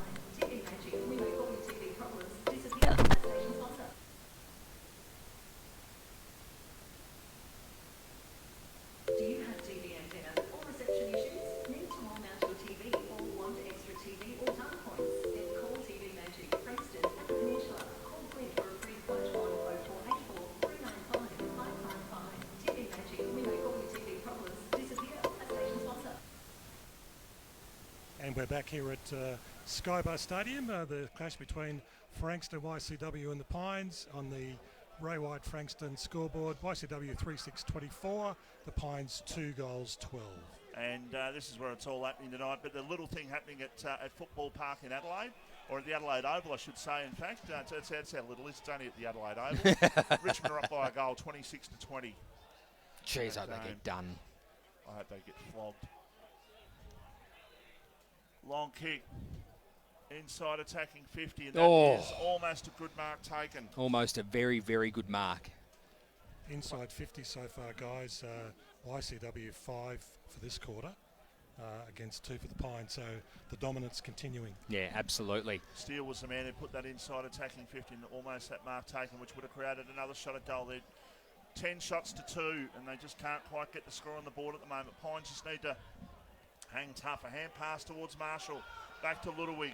They can go forward with a chip kick. They've got the numbers here. They've just got to talk it through. Mark taken by Bazine.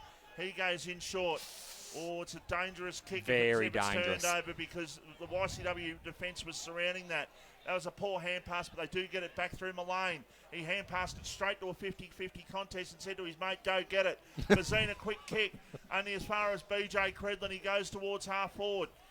Ball drops short. Still an opportunity here for the YCW side at half forward, but the Pines defence, they lost a handle on the ball now. Quick kick towards full forward is off the hands of the pack. An opportunity for a quick snap at goal by Butland. He has the shot and he puts it through for the 4th goal for YCW, and they're up by 19 points. 17 minutes into the second quarter. They're 4-7-31 to 2 goals straight 12. And that is on the Ray White of Frankston scoreboard. It is. Goal scorers thus far, Butland with the 2 majors. Kyle, of course, Hutchison kicking that fantastic goal and everyone getting around him, and then Matty LaFontaine not 5 minutes ago. Frankston YC are very up and about, aren't they, Craig? Just starting off like they did, mate, in that first quarter. Well, it's been a carbon copy, hasn't it? Short yeah. They've just been attacking inside 50s, and the Pines not finding their mark with hand passes or their kicks. Oh, Marshall did not get the call that he was hot there. He just thought he had plenty of time and not one piece of talk. That's 50. That's 50 in my book. The ball thrown back and it's gone straight over the top of the YCW player's head. Is that Genty? Umpiring? Looks like him out there. I think it is Genty. Off the pack.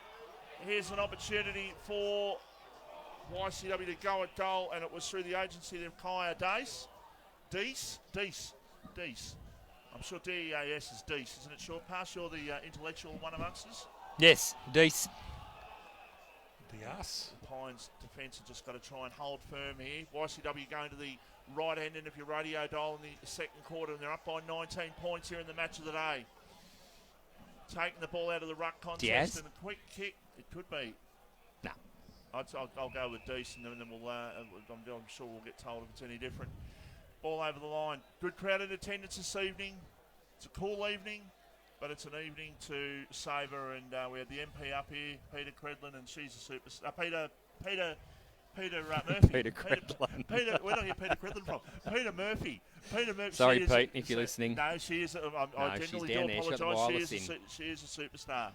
Is the MP, and hopefully we can have a very, very long working relationship with her at RRPFM.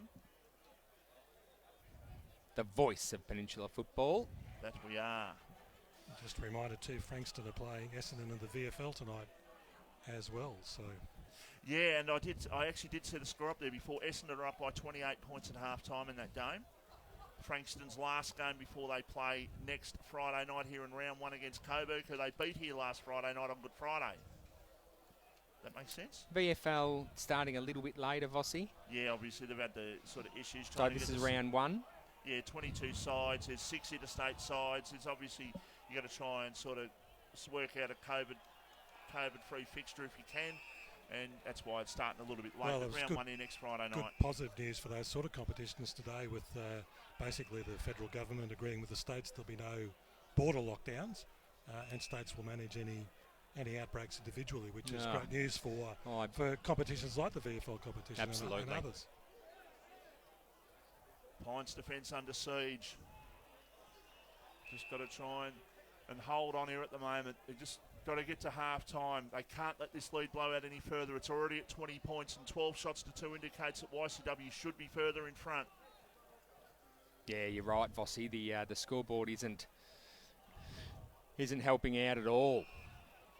And there is a free kick to the Pines, so they'll get a relieving free kick. They need to use the ball really well here, Pines. The defence need a good breather, I reckon. They need to put a major on the scoreboard. Sorry to state the obvious, but they need to get the ball into the hands of someone like Boswell that could use with the ball as a rule. And then they turn the ball over at their forward 50. Their defensive 50. There's a high kick towards full forward. No mark taken. Ball on the ground. And the umpire is going to let play go on, if only briefly. Got to try and get the ball out here. YCW defence holding the ball up inside their attacking 50, which is good for them. Matty Schmidt, the young fella, has been injected into the forward line. Free kick shepherding off the ball. Free kick, and the free kick will go to the Pines. Need to use the ball here better, the Pines. They need to find a target. They've gone out this side, probably the far side, about the last 6 times out, and they have not been able to get it through. Now they might be a chance. Short pass. Boyle, he can get it and go. Goes for the high kick. And no mark taken. There might have been a push, but the umpire said no. Still an opportunity, a hand pass, but it goes over the line. It was by Cox. He was looking there for his teammate there in Boswell. And, well, dare I say it, you've got to get Guy Hendry into this game somewhere along the line, whether it's playing him on the ball, playing him as a loose man across half-back. Do something to try and get him into the game. In fact, he's at centre half-back right now as I look. Just hasn't seen much of it so far, short pass. No, absolutely not, as it is Genty that the master officiated that it is. Just having a little word to the boundary umpire there, pulling something out of his sock. Not sure what that was. There's a quick kick inside attacking 50 and take Much the Marcus better. Cox. Now, J-Back can have the shot. He has got 2, well, now he goes in short. And that's not the best effort. He should have gone back from 45. They're going to lose out here, I think. The Pines, they've gone back 15 metres from where they originally kicked that ball. Good, that's good pressure. That's holding the ball. Now they can try and load up. don't know about that, umpire. There was no prior at all. He just picked the ball up. Nicky and Craig's boy Kyle's got it. He's too far out to score. I'm sure they'll be saying pass it off because he won't kick the distance. He kicks it towards the top of the goal square. No mark was taken there by Boswell. Ball on the ground. A chance for Boyle. He bulks two. Oh, and now he gets tackled a third time, and that is gone. Holding the ball. Or illegal disposal, whichever way you want to look at it. No, he's been dealt with after the football. Got called sling tackle Vossi and then was pushed in the back on the ground. So Genti's called a free kick and 50 on top of that. This is a certain goal then. It is most certainly a certain goal for the Pines Football Club at the 23.5-minute mark. This is what the Pines Football Club will need and want. Boyle has the shot. He puts it through. So all of a sudden the Pines are on the Boyle short pass. Well, that goal was just given away by a silly play by the it was, and mate, Unnecessary. I don't want to talk too loudly because there's a lot of Pine supporters around, and we've got the coaches a couple of doors down. But look, they do get a little bit complacent like that, and they do make some sloppy decisions to do that off the ball sometimes, Craigo, and sorry, I'm meaning YCW. They get a little bit cocky, and of course that resulting in a free kick and a 50 to allow Pines to come back into this game. 24 and a half minutes just gone on the Ray Wyatt Frankston scoreboard as the ball has been brought back from the pond that is the Carr Street end. 14 points is the margin. Closing in on half-time. Ball knocked down there by Barrett for YCW. The umpire says, I'm going to ball it up. Just trying to get... we've got YCW coaching box right next to us and just trying to get Goon's reaction to that passage of play and that free kick. He wouldn't be too happy, I reckon. Barrett, a kick off, the quick kick was smothered. To now another kick off the ground towards the forward pocket. It's picked up by LaFontaine, who goes with a kick towards full Beautiful forward. centering kick. It goes across the other side of the goals. Still an opportunity for the Stonecats if they can take advantage, but Pines holding the ball up there in the left forward pocket. The umpire says, I'm going to ball it up. 14 points is the margin. If you do have an opportunity to get your mobile telephonic device and you do have a media platform like Facebook or something of the sorts, make sure you tune in because there are some fantastic vision coming as a kick on goal has gone across the face and out of bounds on the full. Has to be, yep. Pines free kick. So a goal either way just before half-time. Is there time enough? That's a poor kick. Very, very poor kick. And I think Hodgson's the man with the ball. He'll go back from basically 45 to 50 out from goal on a 45-degree angle. With the half-time siren nearing, I reckon, Vossi, that was a poor kick from that 50-metre outage. So I reckon he's got to aim at that sort of right goalpost and then just sort of let the natural sort of flow of the ball just to take it towards the left-hand goal. If he aims it too far left, it will go left.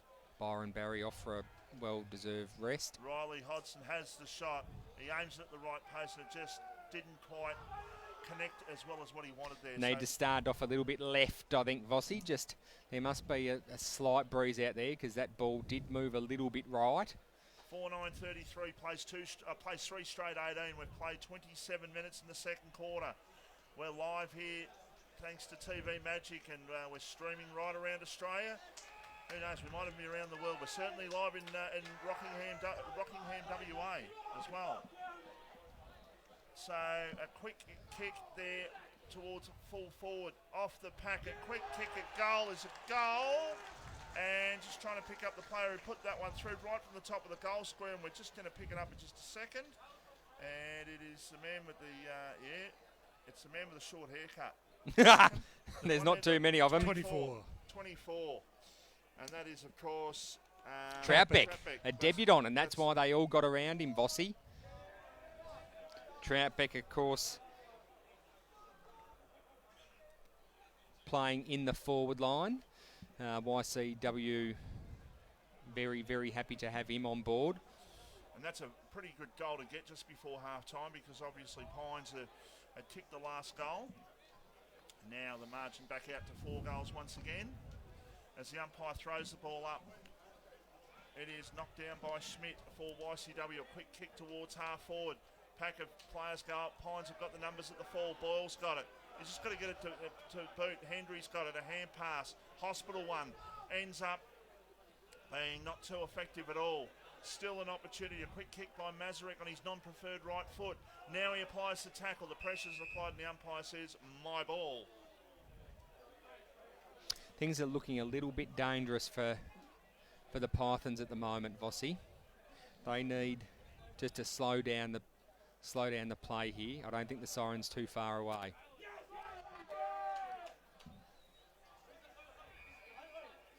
Ball towards the boundary line and goes over for a boundary throw-in. Yeah, so we're 28 and nearly 29 minutes in the second quarter. What we had 2 goals to 1, so 2 goals, and YCW kicked 3, so we've had 5, so maybe another minute or so in this quarter, if that. And I think there's plenty of jetty roads being flown down the stairs. We can absolutely hear the joy in the crowd's voices. The umpire says I'm going to pull it up. There we go. And there it is, half-time in the match of the day. Live here thanks to TV Magic on the Ray White of Frankston scoreboard. It is 5-9-39 YCW, 3 straight 18 the Pines. Josh Butland's kicked 2 goals. Kyle Hutchison, the 200 gamer, kicked the first of the game. Matty LaFontaine and Troutbeck, the debut player for the Stonecats. And for the Pines, Boyle's kicked 1, McDonald's kicked 1, and Irwin has kicked 1. Thoughts, boys, before we take a break? I don't know what Pines are going to do here, but I think they're going to need this break just to regroup, regather, and I think what needs to happen, Craigo, is that they need to turn the game around here and stop playing defensive football and start playing attacking football. They're doing all the hard work and their backs are really copping it, but they really need to start playing attacking footy, I think. It's almost like there's 22 players on the field for YCW, because every time the ball's kicked to one of the Pines players, there's 2 or 3 Stonecats there to spoil or take a mark. So exactly. They've been under immense pressure the whole game. Yeah, absolutely. So Stonecats are in control of this game here at Skybus Stadium, that is for sure. On the Ray White scoreboard, 5-9-30, the Stonecats plays the Pythons, 3 straight goals, 18. You are listening and watching the voice of Peninsula football. Chic is blending contemporary design and technological innovation into all of its televisions, fridges and freezers, meeting the lifestyle needs of all Australians. Did you know that Chic are exclusive television supplier to the Formula One Rolex Australian Grand Prix? From their Australian headquarters in Melbourne, Chic carefully select, import, market and sell products suited to Australian conditions. Chic are proud of their history. Just ask their millions of satisfied customers worldwide. Chic, a station sponsor. More and more people with a taste for quality are shopping at Eliza Meats. Kevin and his lean team pride themselves on the finest cuts, from juicy steaks and roasts to high-grade mince and sausages. And Eliza Meats are the gourmet specialists. Inquire about Eliza Meats Spitfire. Phone 9787 4473 for a mouth-watering meal fit for a king. It's all at Eliza Meats. See our sponsor Kevin at Eliza Meats, 112B Mount Eliza Way, a station sponsor. Folks, we're just going to go to a break with one of our major sponsors, and that's TV Magic. We'll just listen to Clint, who was recently on our show, and he's just got a couple of words to say with Brodie Guzet. Stand by.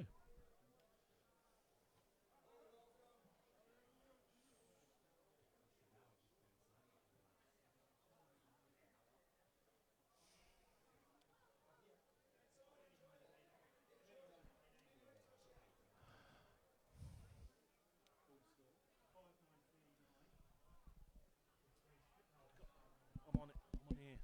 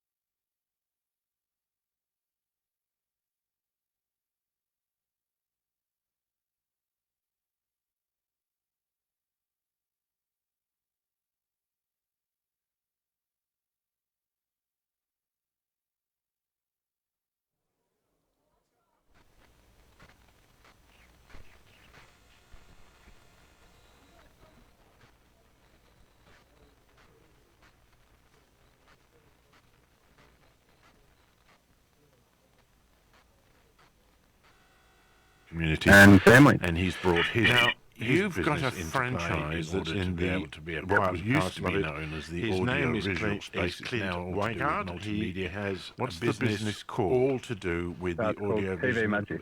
Audio. Right. And your operational area is where? From Frankston all the way down the peninsula. Right. So you've got right the way down to the Portsea Sorrento down that way. Yeah. Terrific. I also cover the outer areas like Pearsdale, Langwarren, and the surroundings. Now, do people that do what you do they come from a Sparky heritage, or do they come from another line of science? Not generally.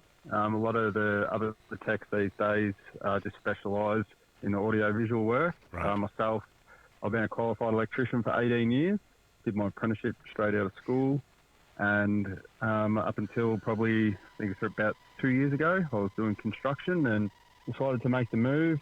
The audio-visual world sort of has always interested me, and it sort of works hand in hand with electrical work, so it's working out well. So generally, let's just put a package around this. I would call you for what reason? A lot of people ring if they have TV reception issues, like they need a new antenna, some extra points in their house.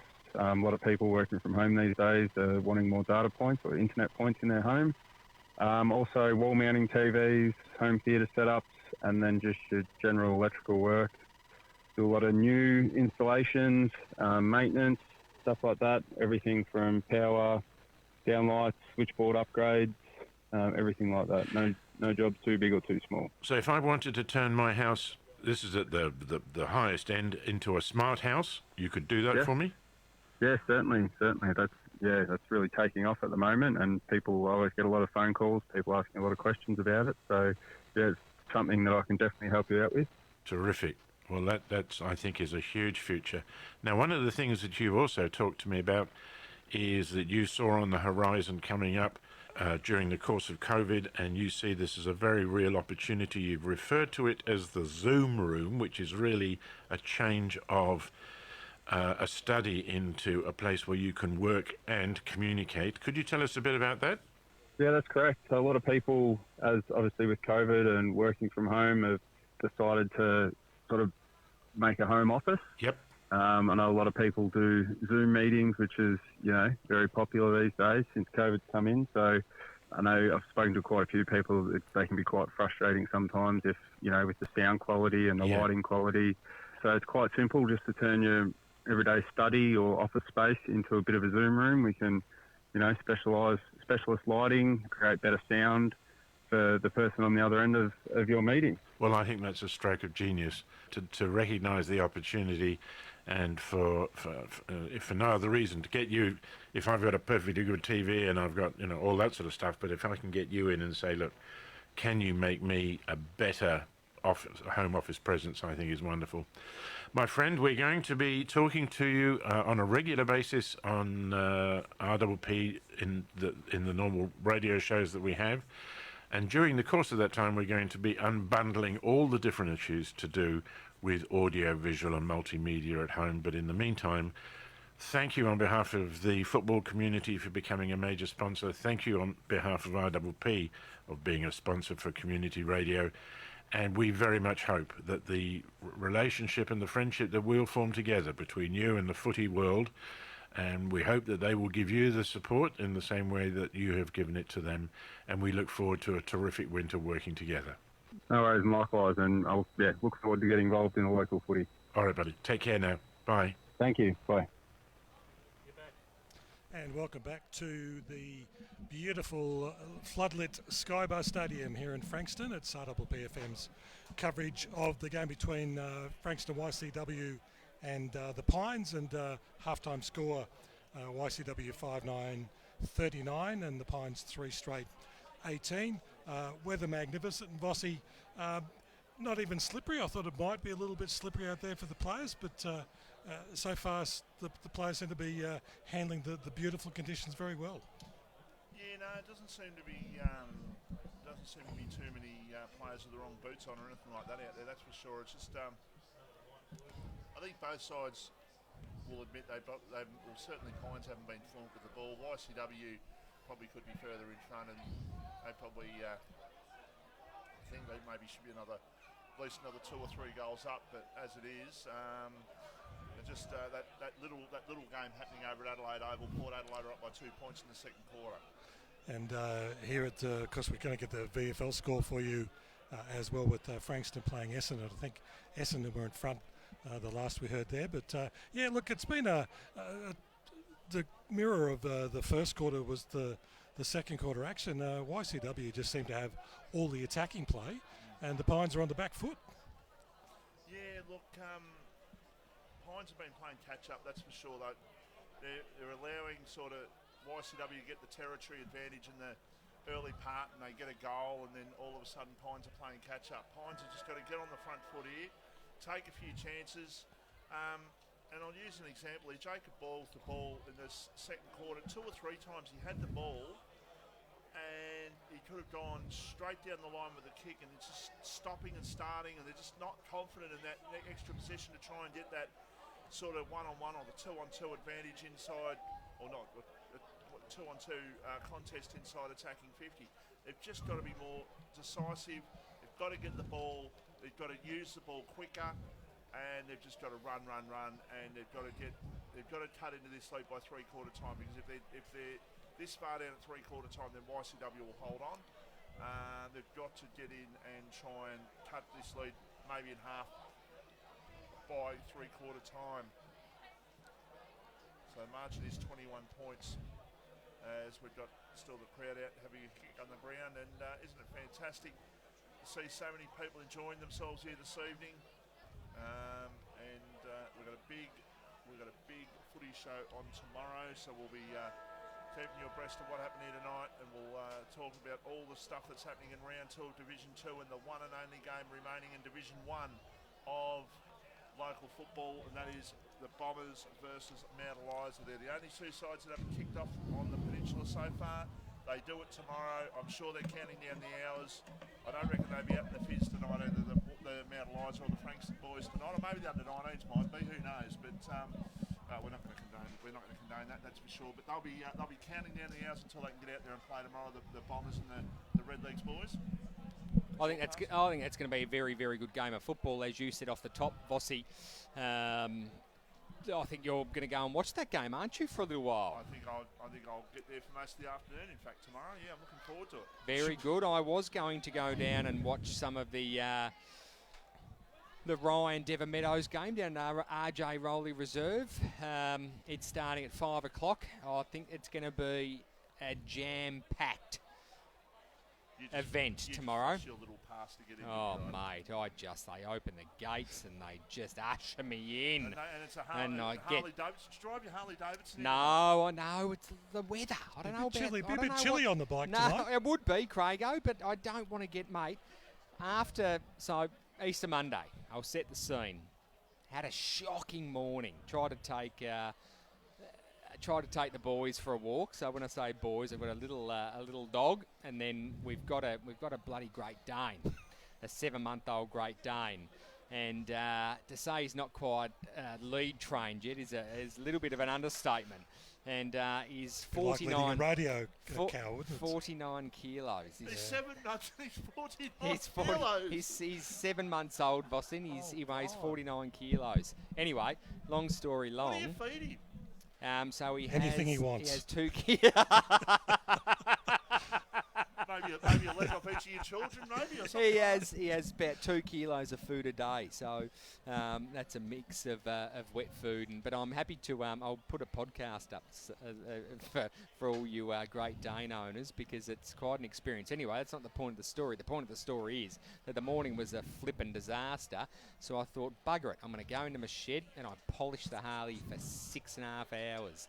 The chrome is blinging and I'm still not finished. So I had a very, very, very nice Easter Monday out there with the new Harley. I absolutely loved every second of it. And so in answer to your question, boys, I did not ride the Harley in because I wasn't sure if it was going to rain or not. Now, we had a conversation last week about pickle juice, and I did some research during the week because you wanted to know what kind of pickle was used. And my mate was absolutely, he was enthralled with the chat. He said, loved your chat about pickle juice I can tell you that you can confirm. I can confirm there is dill oil. Yes. in pickle juice, but it's predominantly obviously vinegar. Yes. But there is a small fraction of dill. Yep. Reading up on pickle juice, the jury's still a little bit out whether it actually is that, that it works. Cramps is the main thing that it can stop. So the jury's still out, but jury's still out. I think from what I read, you could just probably have some vinegar and probably get the same effect. Well, get this right. Most of our listeners and viewers would know that I talk about my beautiful partner Ash a fair bit. She's Canadian, born and bred, and mate, I'd be interested to know the facts of what is it? Cramping. Sorry, the facts of cramping in Canada, because those mothers, they have dill pickles on everything. Canada is the... Well, it's dill oil, so you'd imagine extracting oil from a dill pickle would be quite an onerous task. So yes. But obviously it's a big thing in sport these days. So it's a dill. So it's extracted it's a dill oil. It's a very small amount of dill oil. Okay, There's a lot of good qualities in it. And, Laxabilis, I think, is the main thing that it actually produces. So Dr. Google told me that. So I think that if there's a lot of clubs and I know a lot of the AFL clubs use pickle juice. You might see them drinking red Gatorade after a game, but I have it on fairly good authority. Some players actually are drinking pickle juice. Yep. So obviously it's being embraced by major sports around the world, but when you read into it a little bit further, the jury's still out as to whether it actually is a cure. Interesting. Very, very interesting. No. I don't do Twitter. He's got his own Instagram page. Great Danes are absolutely beautiful dogs. Mate, he's absolutely beautiful dogs. He's the best, Max. Max the Great Dane. We'll I'd talk to Sus. We might get a Craigo just maybe a snapshot or a short video of Max, and we might put him up on our Facebook page. He's jet black. He's jet black. The thing with Great Danes is, unfortunately, Great Danes don't think they're the size they are, and they'll crawl all over your laps and all that sort of thing as well. Mate, he'll back up to you, and he sits like he just sits on you, all 48 odd kilos, and he's just getting bigger and bigger. He'll be 100 plus. Yeah, look, his dad is from a Polish breeder. We got his stock from a Polish. Sorry, we didn't get his, but the breeder got Polish stock, and it's his dad Craigo is worth about he's worth a ridiculous amount of money. Let's put it that way. But his dad's about 98 kilos, and he's a strapping boy, the dad is, and he very much looks like him. So, look, he's a great part of our family, mate. And if you're thinking about getting a giant breed of dog, don't, because it's such hard work. Just remind you of the scoreboard here for Ray White at Frankston, YCW, just about to start the third quarter. 5-9, 39 to the Pines, 3 straight 18. And as we mentioned, we certainly would like to think that the Pines will start off a lot better. We might take a short break before we start the third quarter as the players coming out. YC already out on the ground. Umpires are taking their positions. We might take a short break and be back with you to go through all the live action of the third quarter. You are listening and watching RPPFM, the voice of Peninsula football.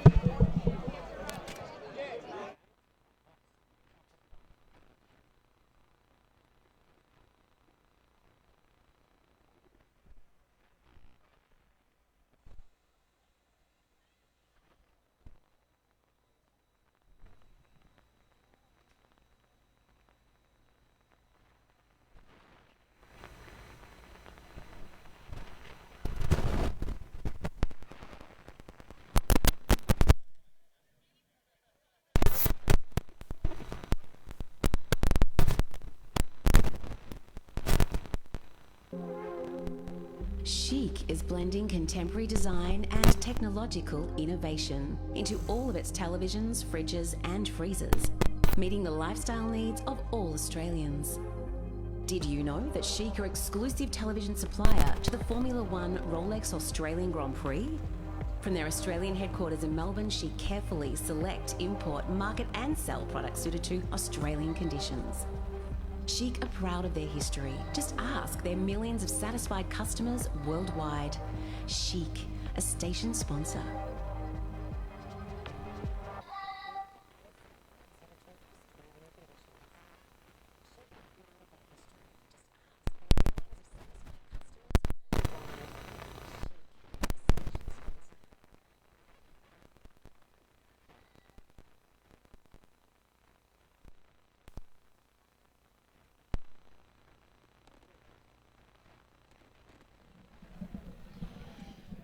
We're just about to start the third quarter here live at Skybus Stadium this evening. It's YCW by 21 points going into the third quarter. And Pines, as I'd said before, need to just try and play some attacking football and rather just be a bit more confident with the ball, as their ball use wasn't what we've seen of them in the last couple of years. Win just picking up a little Vossi, which is probably not a bad thing and perhaps going to favour the Pines early in this third quarter as it is going to the highway end of the ground. There's a quick kick towards half forward. Marshall should have taken that one. Ball on the ground, a chance for Pines. They go inside attacking 50. Is that a mark? No. The YCW defence under the pump. That's a good tackle applied by Bazine and he'll get the free kick. He is right out near the boundary line and he'll kick from basically 50 metres. Does he just centre it from here, Michael? Well, I don't think he's got the distance in his little legs, but we'll see. We shall see. This will be a great start if they can get a goal early in this third quarter. He goes in short. He was looking there for Lockie Marshall and he went straight through Lockie Marshall's hands.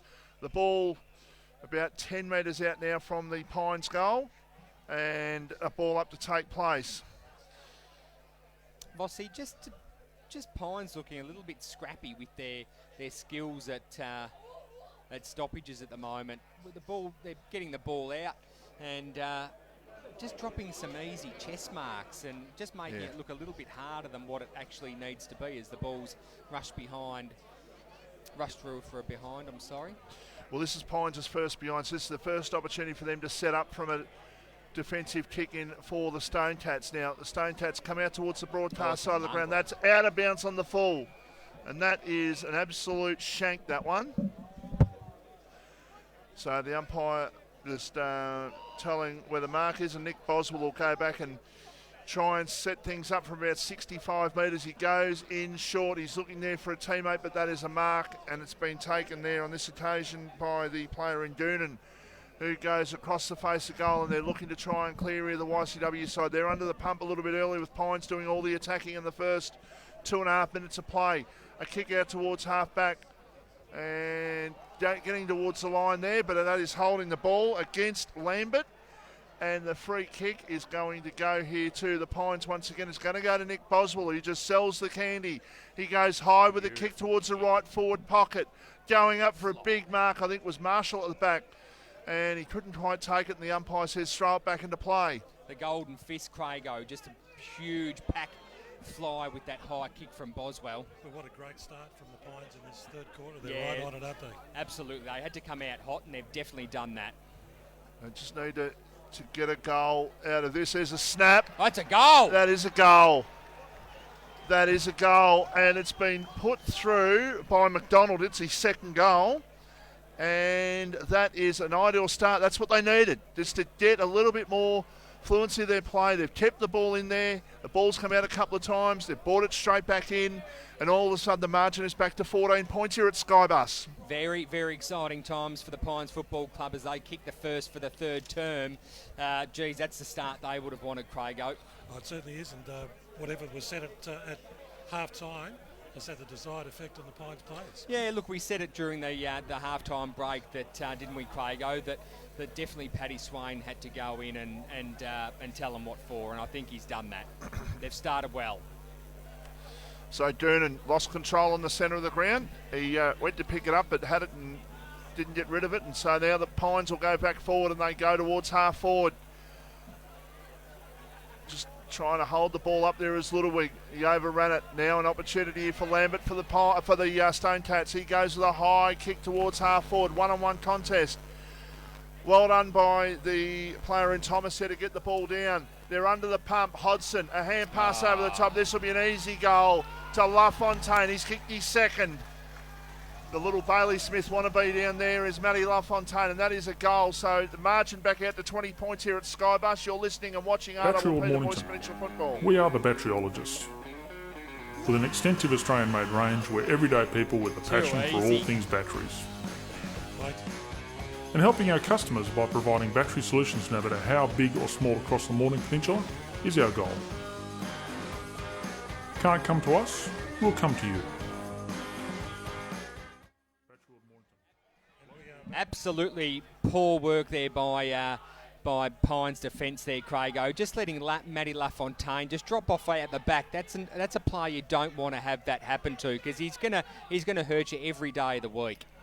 It was a very easy goal, and all the good work the Pines have done in the opening few minutes have undone again with one kick. Don't forget to join us tomorrow morning, thanks to Bendigo Bank, your community bank, the better big bank, Vossi, the Topun Football Show. We've got a big one lined up from 9 to 10:30.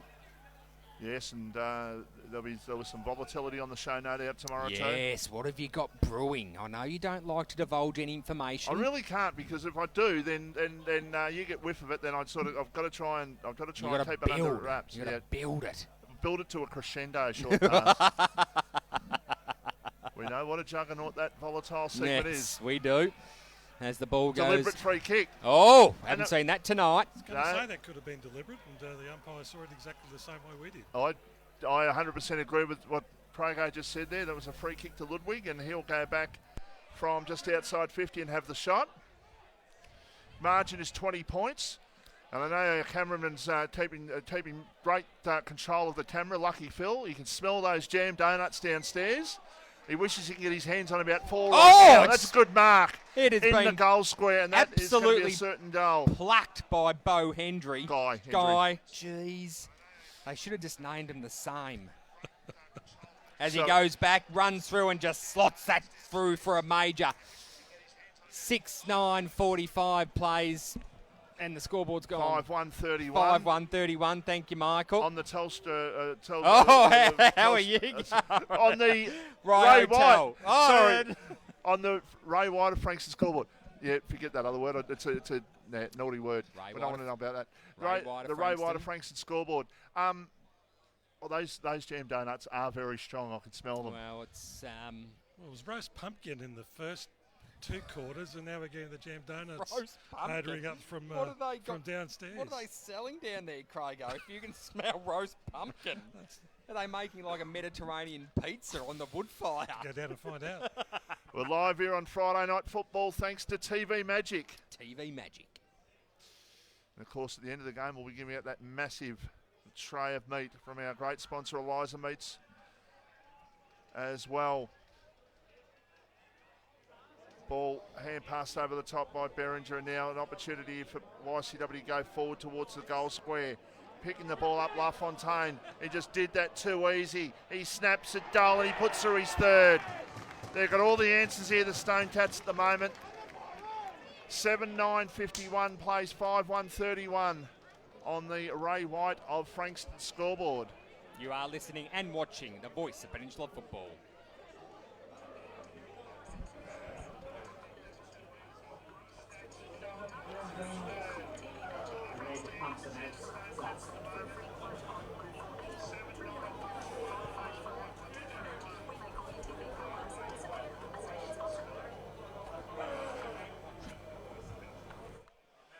Welcome back here to Strybus. YCW have kicked 2 goals in this quarter, answering Pines' goals that they've kicked in this quarter. So Pines have kicked 2, the Stone Cats have kicked 2, and the margin is still pretty much as you were. Pines have made up a behind since half-time. We've played 9 minutes in the third quarter here at Skybus. It is a 20-point margin. And just looking at the score at the VFL, it's Essendon up by 34 points against the Dolphins in the third quarter in that game. And I can tell you that the game at the Adelaide Oval, Port Adelaide was 7 points in front of Richmond in the game over there. There's a kick towards the forward pocket. LaFontaine might get an opportunity to go. He got buffeted off the ball as he tried to toe poke the ball forward. He's kicked 3 goals, Matty LaFontaine. Hasn't had a hell of a lot of it otherwise, but he's done the job when the ball's got down there. He's kicked both their goals this quarter. He's a dangerous man when he gets a sniff of the footy, Vossi, and he can turn a game standalone on its head. Great user of the football. A quick kick at goal is off target and through for a behind, and that was Troutbeck, who took the ball out of the ruck contest. And looking at the big fella coming on there in Schmidt, and he's got a bit of melee happening about with his hair there at the moment. That is a bouffant. Craigo is... Much better hair in this week's game than in last week's game. Much better hair.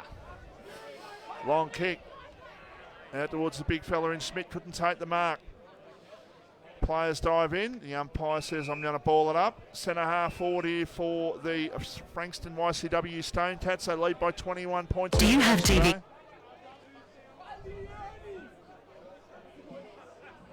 Footy show live tomorrow after Craigo's morning music feast. Well, we didn't get to talk about morning feast, the Saturday breakfast show, before the juggernaut that is the Toe Punt football show.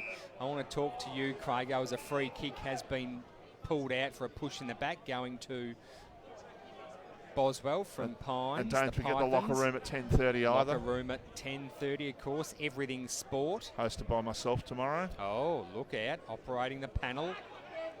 We're looking forward to getting back behind the desk tomorrow. There's a tackle applied by Ludwig, and the ball goes over the line for a boundary throw-in. Dinner or reception issues? So Pines have kicked 2 this quarter. They've looked better going forward. They've let YCW out the back a couple of times this quarter, and they've kicked 2 as well. So boundary umpire throws the ball back into play. The Pines player, he was looking for a free kick there, was Hughes. He fell to ground. Not sure how he fell to ground because it didn't seem anyone around him. But nevertheless, the ball is picked up and a high kick for the Pines down towards the centre wing going up. And was the player there in lilac, ball towards the line and goes over for a boundary throw-in. Just the attacking side here is centre wing for the Pythons, who are trailing by 20 points here in the match of the day. And Paddy Swain just directing traffic there on the boundary line as the ball is picked up by Mullane. Now quick kick forward is marked, and it's been marked here for the Pines. It's been marked by Williams, who plays on towards the centre of the ground. Or maybe was that just a mark if it was. Ball kicked by Thomas, it was towards half forward. And now a high kick by Jacobson inside attacking 50. Going back but not taking the mark, ball on the ground. A chance here for the Pythons. A quick kick is going to be cut off though and marked for the Stone Cats there by Steele, who plays on. Goes out towards the half back line. That's a poor kick, and now Pines with the opportunity to load up once again. Pines' numbers just need to get forward of the footy here. There's not too many dropping back. Pines will have what is traditionally known as the scoring end in the last quarter at this ground, because it always seems to be Task Street. Even if there is a wind blowing to the right end, you can still score plenty of goals down to that Task Street end. So that if they're close enough at three-quarter time, if they're good great enough, mark. they're close enough. Taken by Goonan over his opponent's head. Beautiful height on that mark. There's a high kick down towards centre wing. Pack of players go up. Ball on the ground. What's the umpire giving it? He's given a free kick. No, he's given out of play for a boundary throw-in. TV Magic, thanks to TV Magic for the match of the day. Oh, antennas. I'm just looking at the scoreboard. Prince Philip has passed away at the age of 99. Ah, there you go. Hot off the press. Prince Philip. I thought he was dead when he was picked up from hospital the other day, to be frank. He looked bloody dead in that car. I'll give you the red hot tip. 99 is a fair That's knock. a good innings. He's gonna miss out on the letter from his wife. Just missed out. God, you'd be pissed, wouldn't you? Just missed out on a letter from his wife. He's probably happy to not have to bow to her every bloody morning. I'll give you that. I'm sure we'll hear more about it in the coming hours and days as well, with Prince Philip passing away at 99. In case you've just tuned in to the footy broadcasters, here's an opportunity for the Pines. They go towards half forward.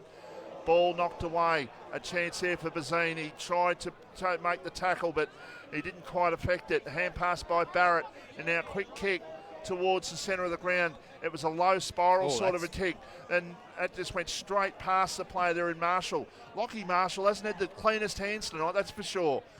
Maybe a sanitising of the hands, maybe, or sanitising too much of the hands, maybe. He's just going through his hands at the moment. Here's an opportunity for Hendry. Loads the ball up to this big guy, Hendry. Goes towards half forward.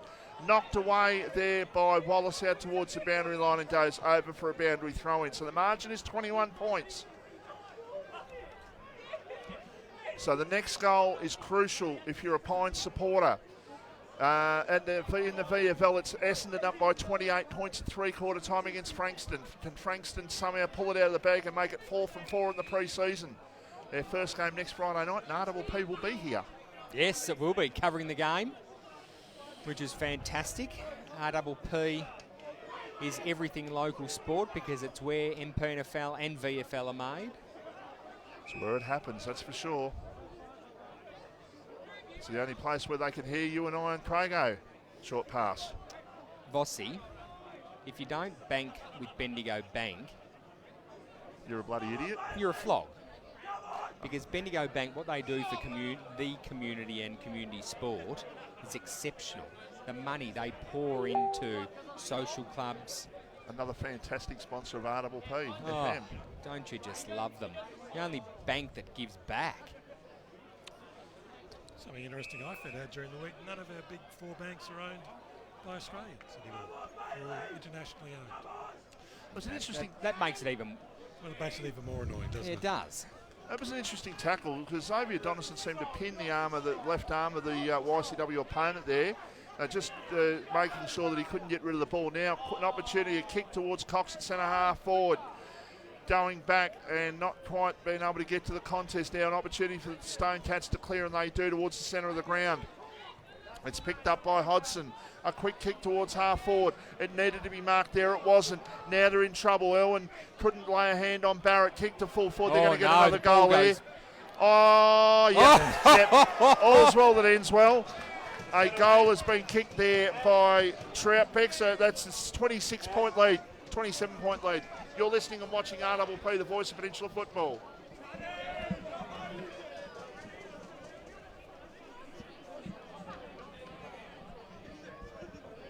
Do you have TV antenna or reception issues? Need to wall mount your TV or want extra TV or data points? Then call TV Magic, Frankston and the Peninsula. Call Clint for a free quote on 0484 395 555. TV Magic, we make all your TV problems disappear. A station sponsor. We're back.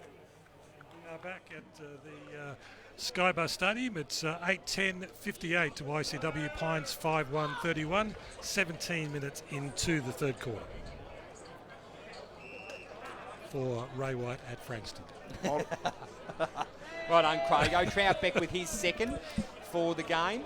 LaFontaine's kicked 3 and Butland's kicked 2 as well, and Troutbeck's kicked 2 for the Stone Cats, who are answering every challenge at the moment. Just did half a sniff at the moment, the Stone Cats, and they're making the Pines pay for it every single time. They've just had half a sniff, those 3 goals this quarter, and they've managed to kick 3 goals. Well, they can't stop the conversion, can they, Vossi? So Pines will kick a goal, and then bang. Stone Cats will answer it. Stone Cats will answer it, which isn't great for the Pines. Beringer over the top now, quick kick towards full forward, and that is a mark. And it's been taken there, I think that's by Barrett. I think you might be right. So Zach Barrett with the ball. He is 30 metres out. Plenty of dollface open to him.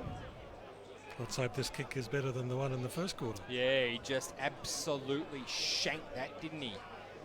So he probably kicked maybe closer to 25 Much actually. better. A high Beautiful kick, a goal. Off the boot. And the Stone Cats are going a long way towards cementing a round 1 victory here. They're up to 9-10-64. Pines are 5-1-31 on the Ray White of Frankston scoreboard. Thanks to Ray White and the crew at Frankston. Need to wall mount your TV or want extra TV or data points? Then call TV Magic, Frankston and the Peninsula. Call Clint for a free quote on 0484 395 555. TV Magic, we make all your TV problems disappear. A station sponsor. And of course our match brought to you tonight by Clint and the team at TV Magic. 19 minutes down in the third quarter. For Ray White, Frankston 9-10-64, YCW Pines 5-1-31. Thanks, Craigo, and special comments coming to you thanks to Battery World of Mornington. Pines have kicked 2 goals this quarter. The Stone Cats have kicked 4. And all of a sudden, all the good work the Pines did early in this third quarter has been snuffed out by some YCW dominance in the last few minutes where they've managed to put goals on the board. Now a long kick by the 200 gamer in Hutchison. Goes towards full forward off the hands of the pack. Barrett's got it. Good tackle applied there by Thomas. And the umpire says, I'm going to ball the ball up. Left half forward as the players make changes on the interchange bench. Lockie Marshall coming, I think that's Lockie Marshall coming to the bench. Just both sides making changes. A quick kick off the ground has been marked by Lewis, who's got it at half back. He goes across the face of goal. He's looking out there for a teammate, but standing there as the way too easy. Standing there as the man who's probably spent a lot of time preparing for tonight, BJ Credlin with that hairstyle. Credlin just killing the haircut at the moment. As Snyde said earlier, Pearls get the girls apparently. Well, that's a world according to BJ anyhow. Quick kick towards full forward. And the Pines defence under pressure once again, and the umpire says, I'm going to ball it up. Correct me if I'm wrong, Michael. Pines just looking a little bit lost and unorganised right now. YCW looking very, very, very organised.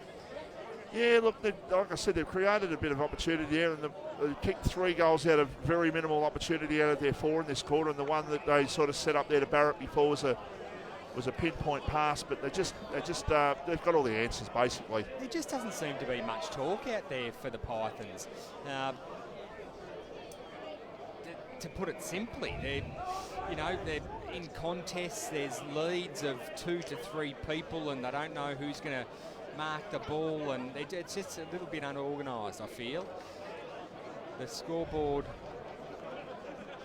is not doing it much justice. 33 points in favour of the Stone Cats. That might be a tackle too high. The umpire says it is, so the Pines will clear from full back. They've had trouble all night getting out of the defensive 50. Yeah, they have. They really have. They switch it back towards the broadcast side, and Lewis has got it. They've got no one down the line. They've got 2 YCW players, one about 30 metres, one about 40 metres down. They've got to try and go over the top of that. And kick contest. Ludwig, I think, held his opponent there on that occasion in Wagner. The umpire says, no, that's fine. A free kick not given, so the umpire will take the ball and say, I'll ball it up. Big Kev Lilac, of course, the captain of the Stone Cats. Ball towards the line. And Kaya Deese seeing the ball over for a boundary throw-in.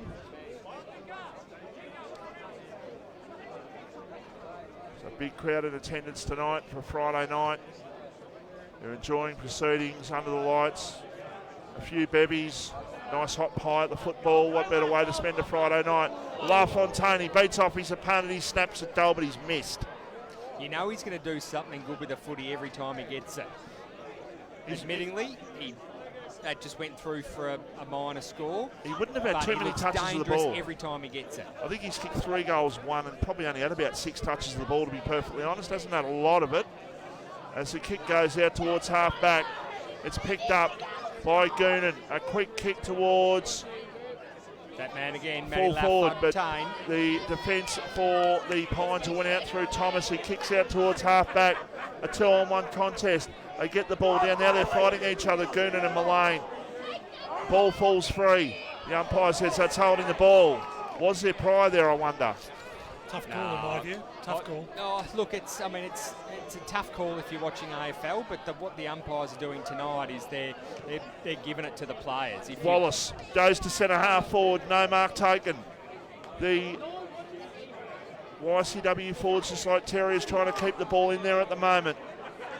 Picked up and a hand pass. No, I've lost the umpire here. The umpire's given nothing. In fact, it's a bounder umpire to throw the ball back in, I think. Or is it? No, it's a ball up. Right out there in that little sort of dark patch out there. There's probably a few more light bulbs out there would be nice over there. Other than that, it's been fantastic here tonight, short pass. Yeah, it has been fantastic. Looks dark from here, but it could be quite bright over there. No, I do kind of get what you're saying, Vossi. It does seem a little bit dull over there. Maybe it's because it's perhaps maybe the furthest point of the ground. Well, no, not really. It is. Our executive producers got wind that it's a lunar eclipse. He doesn't know what he's talking about. Free kick. Oh, see, now that's what I was referring to. Is the umpires are paying? They're paying everything. So if you try and carry that ball at all, if you've got a man on your tail, you're going to get a free kick. Jack Mazurek with the ball. And in case you just tune back into the TV, that we enlightened you before. Obviously, we've heard the news, and it's all across the world news now that Prince Philip has passed away at 99. As Mazurek has the shot, and he puts it through for another goal. And dare I say it, boys, the Stone Cats are home here at Skybus. Oh, you've crowed early so many times before. Well, they're 43 points in front with a quarter and 2 minutes to go. Absolutely beat you on your cloaca. My cloaca? Where's my cloaca? Pray go. I'll have to Google that. Really? You don't know what a cloaca is? It's a chicken. Chickens have cloacas. It's a multi-functioning passage. A cloaca. 25 points. 25 points of difference at the game between Essendon and Frankston. Essendon in front there in the last quarter. But Frankston, even if they do lose tonight, have had a very good pre-season. They can go into round one next Friday night full of confidence live here at Skybus, where RPP will be once again. Umpire says I'm going to ball it up. Speaking of Skybus, it is absolutely unravelling here for the Pythons, unfortunately for them. They need to get their SH1T organised pretty quickly, otherwise this game is going to open up and swallow them. Be exposed for the pasting that it is at this present moment. Well, what did I say? 43. It's 40. It's actually 40 points of difference. His head nearly ripped off. The young player there for the Pythons in Cox. So he goes towards centre half forward. It's a 2-on-1 contest there in favour of the Stone Cats. They should be able to clear. They get the hand pass through towards Lockie Wallace, who just shrugs the tackle. He did get the jumper pulled a little bit. He still managed to get a decent possession on the ball. Great mark. Touch play on. Yeah, touched instead of Cox there, and the umpire's given a free kick. It'll come back here to Cox for the Pythons, who'll load up. We're 27 minutes into the third quarter. I think I said 43 before. It's 40 points the margin here at Skybus. So it's a long road back if you're a Python supporter, especially when that happens. The turnover's created. Lambert, it was kicked into the man on the mark. Mazurek's been turned around in a 720. That's holding the ball. That's what I get volatile about short pass when I see incidents like that. Just put a lid on it and keep it for tomorrow. Oh. When a player gets turned around once in a tackle, then twice. Put a lid on it. He's had prior opportunity, short pass, I'm telling you. Kick towards the forward pocket. Ball goes. Why can't he get volatile like that? As the ball goes out, a bounds on the full. YCW's free kick in their attacking 50. Matty LaFontaine with the ball. He's going to send this home. He's pretty confident from here. He's going to have the shot. It's a high kick. It's a good kick. It's just off target though. Through from behind. 10-12-72 YCW Pines 5-1-31. That is on the Ray White of Frankston scoreboard. We're live here thanks to TV Magic. Of course, we've got the Eliza Meets Best on ground to give out at the end of the day. The Bendigo Bank, of course, great sponsor. The Bendigo Bank Footy Show live at 9 o'clock tomorrow morning. Going to be a great show. There's all these wonderful sponsors here at RPP as we reach three-quarter time in the match of the day. It is a 41-point lead to the Stone Cats. They lead 10-12-72. Plays 5 goals, 1-31. And that is on the Ray White of Frankston scoreboard. And both sides are starting into their huddles there. As we take a break, you're listening and watching RPP FM, the voice of Peninsula football. And as we come back, folks, we'll be taking up an interview between RPP FM, Brody Guzet, and Clint from Radio TV Magic. You laughed at came through then.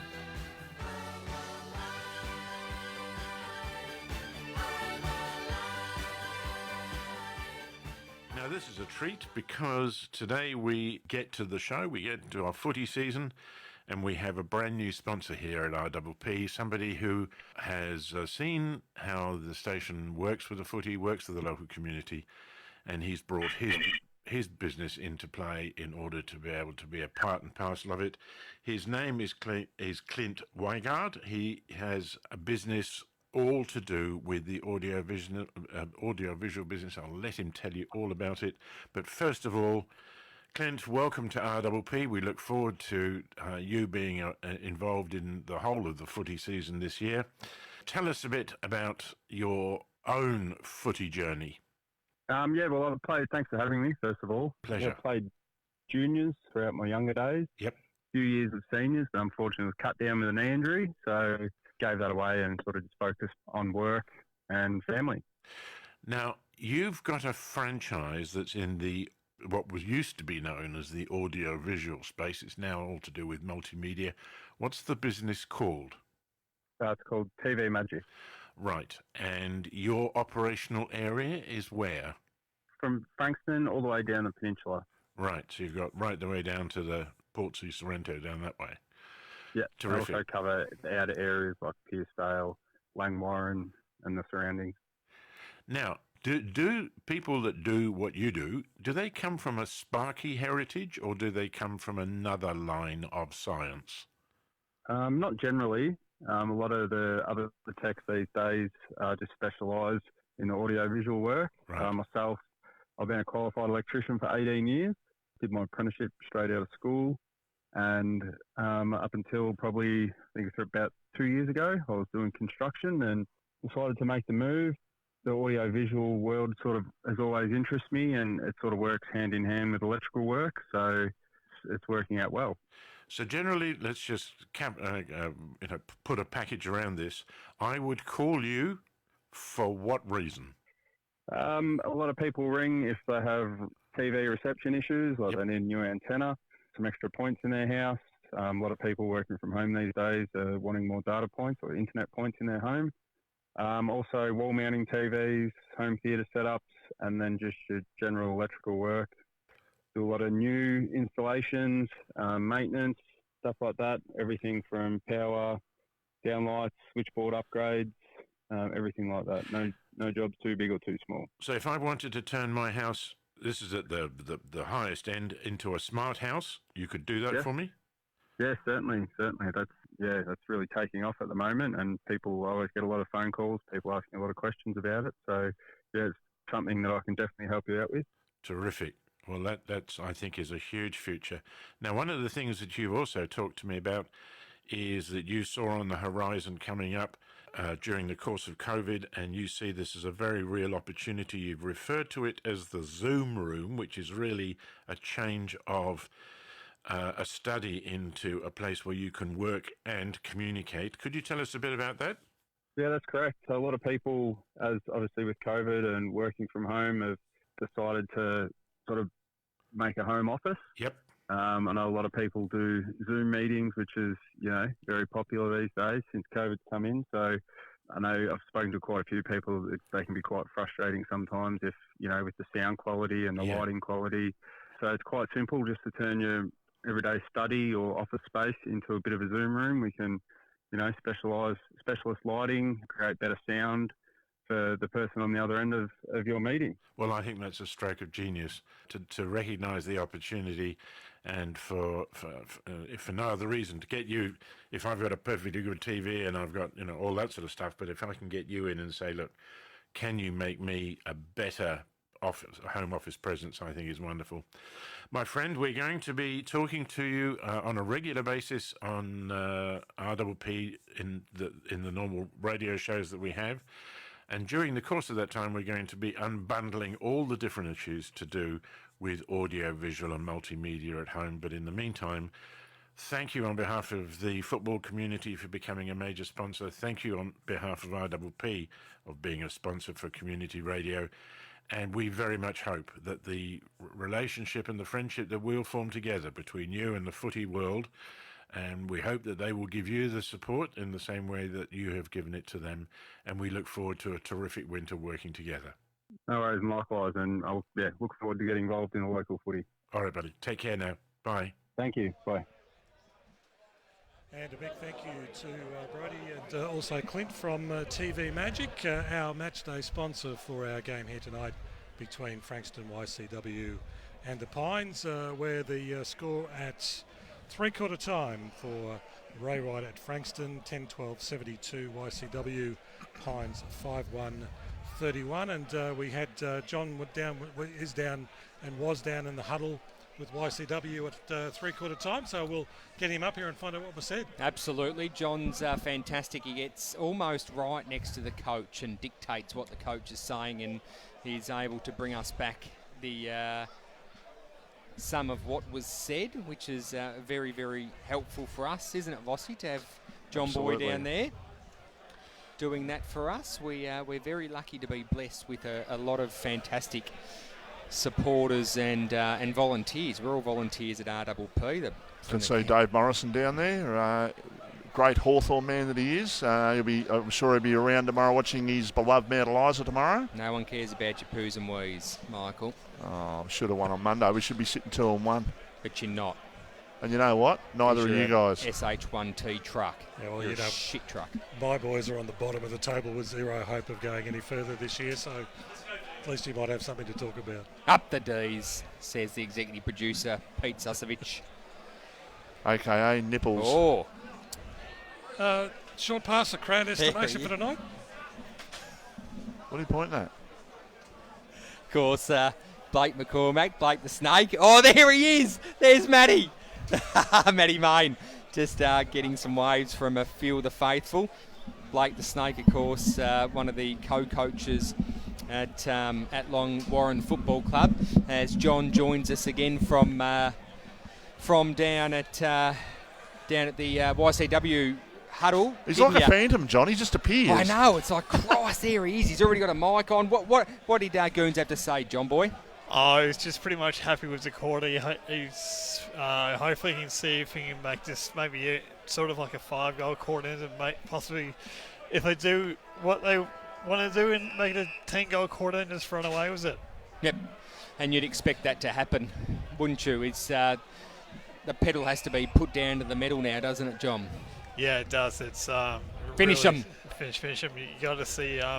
It's literally a one-off game. You got to make sure you can finish off the opponent. Exactly. And so we're at 41 points at the start of the last quarter.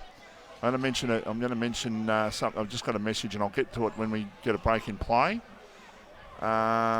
So YCW with the ball coming through centre half forward, and a kick at goal by Mullane is through. It's been marked actually in the pocket between the goal and the point post. Just got a message from Joel Nichols actually, aka Steve the Cowboy's son. The late great Steve Cowboy Nichols. Yes. And Joel's up in Cairns. He's up there working, and he's loving the call, and we hope loving the fact that you are loving the call, Joel, and hope that you're going well up there, and hopefully you're probably sitting in your budgies at the moment because it's nice and warm and probably about 10 degrees warmer than what it is here. So lucky you. But the Pines not won't be getting the job done this evening, but they just need to try and win this last quarter, because I know it's only early, but you don't want to be going into the next game after a 12 or 13 goal hammering. You just need to try and win this last quarter and try and build into next week. Yeah, well, that tends to be the pace of the game. For the games that we've seen, YC, we want to see a good quarter of footy, but at the same time, they need to start thinking about next week. Like you said, Vossi, and I tend to agree, as much as I give you a little bit of grief, as 50 metres has been called against Pines for running over the mark. They've got that Legends luncheon next week, hosting Sorrento to Pines. Yes. Guy Stringer and, of course, the great Robert Trumby Jackson. 18 cans of Foster's the last game I played cricket against him, and we still couldn't get him out, and he was batting 10. So if he's batting 10, who was batting 11? And he had 18 Fosters before he went out to bat. We just couldn't hit the stumps. Shot at Dole as a goal, and they get around Briggs as well. He's put through his first goal, and that is a very, very good performance by the Stone Cats this evening. They're 11-13-79, and Frankston are Pines are 5 goals, 1-31. And I'm just having a look to see who these two sides actually play. 6 different scorers for the YCW Football Club. That is what the coach would like to see. Pines plays Sorrento, boss. So next week. And what about YCW? Who do they play next week? They got Mandaliza at Mandaliza. Okay. A couple of interesting games there next week. Just looking at that round next week. Oh, geez. Red Hill and Bomb Beach is a big game next week, isn't it? That's huge. That's a massive game. Jesus, Bomb Beach were impressive last week. Here's an opportunity for Berringer in the pocket. He goes at Dole and he misses. How's this for a round of football next week? Edithvale Bombers, Mount Eliza YCW, Red Hill Bomb Beach, Rosebud Dramana, Pine Sorrento. That is an absolute cracker of a round. Is. The first full round of Division 1 for the season. I know. Very much looking forward to it. We can get back to a bit of normality. Absolutely. I don't like change, as my mum would say. As long as you change your underwear. Yeah. Regularly. Inside out, back to front. Yeah, no. Inside out. You don't get 4 uses out of them. Yeah, you should. Around the side, around the back. Al Bundy used to get about 8, apparently, according to what a great show Married Children was. I love that show. Love and Married. It was a classic. Was. Anyway, back to the football, Mark. You couldn't make a show like that anymore, that's for sure. Oh, God, no. Lambert runs onto it, has the shot from 45 and misses. So they're doing all the attacking as they have done for the 3 of the 4 quarters so far in the early stages here. The Stone Cats, they're 11-14-80. Pines are 5-1-31 on the Ray White of Frankston scoreboard. Richmond are up by a point in the third quarter, boys. 1 point. We don't want that. No. And we definitely don't want that. And as we speak, Crago's doing a bit of research for his Saturday morning brekkie, the music feast tomorrow. We'll get back to Crago shortly as Mazarek goes inside attacking 50. Ball on off the pack. A chance now for the Stone Cats once again. A hand pass and a quick kick at goal is going to be cut off and marked there at the top of the goal square for the Pines. And they can clear from full back. They go out towards half back. Looking out there for Littlewig. Falcon. Lambert was there as well in that contest. The ball flew off the Bonce. Still an opportunity. The umpire's given a free kick. He's going to go advantage. Oh, you can't He lets do Lambert that. go on. The Pines player stopped. Then he did. stopped. And then he kept going again. And then he was able to kick the goal. You are listening and watching RPPFM, the voice of Peninsula football.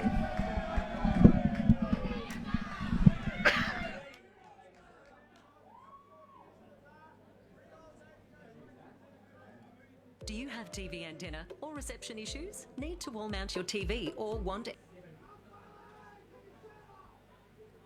Do you have TV antenna or reception issues? Need to wall mount your TV or want extra TV or data points? Then call TV Magic, Frankston and the Peninsula. Call Clint for a free quote on 0484 395 555. TV Magic, we make all your TV problems disappear. A station sponsor. And we are live at Skybar Stadium in Frankston for our matchday sponsor TV Magic as the YCW team lead 12-14-86 to the Pines 5-1-31. 6 minutes down in the final quarter for Ray White at Frankston. Crago, Pines just entered their 50, I think, for the first time in this 4 quarters out of that centre stoppage. There's a quick kick by Credlin towards the centre of the ground. The mark has been taken by Mazarek. They can go on here again. YCW, they go towards centre half forward. And it's going to be picked up, or it should have been picked up there by Berringer, not to be. Quick kick around the corner there for the Pines out towards the defensive 50. It's picked up again, and the Stone Cats will load up once again. They go towards centre half forward off the pack. Credlin's got it. Gets the quick kick.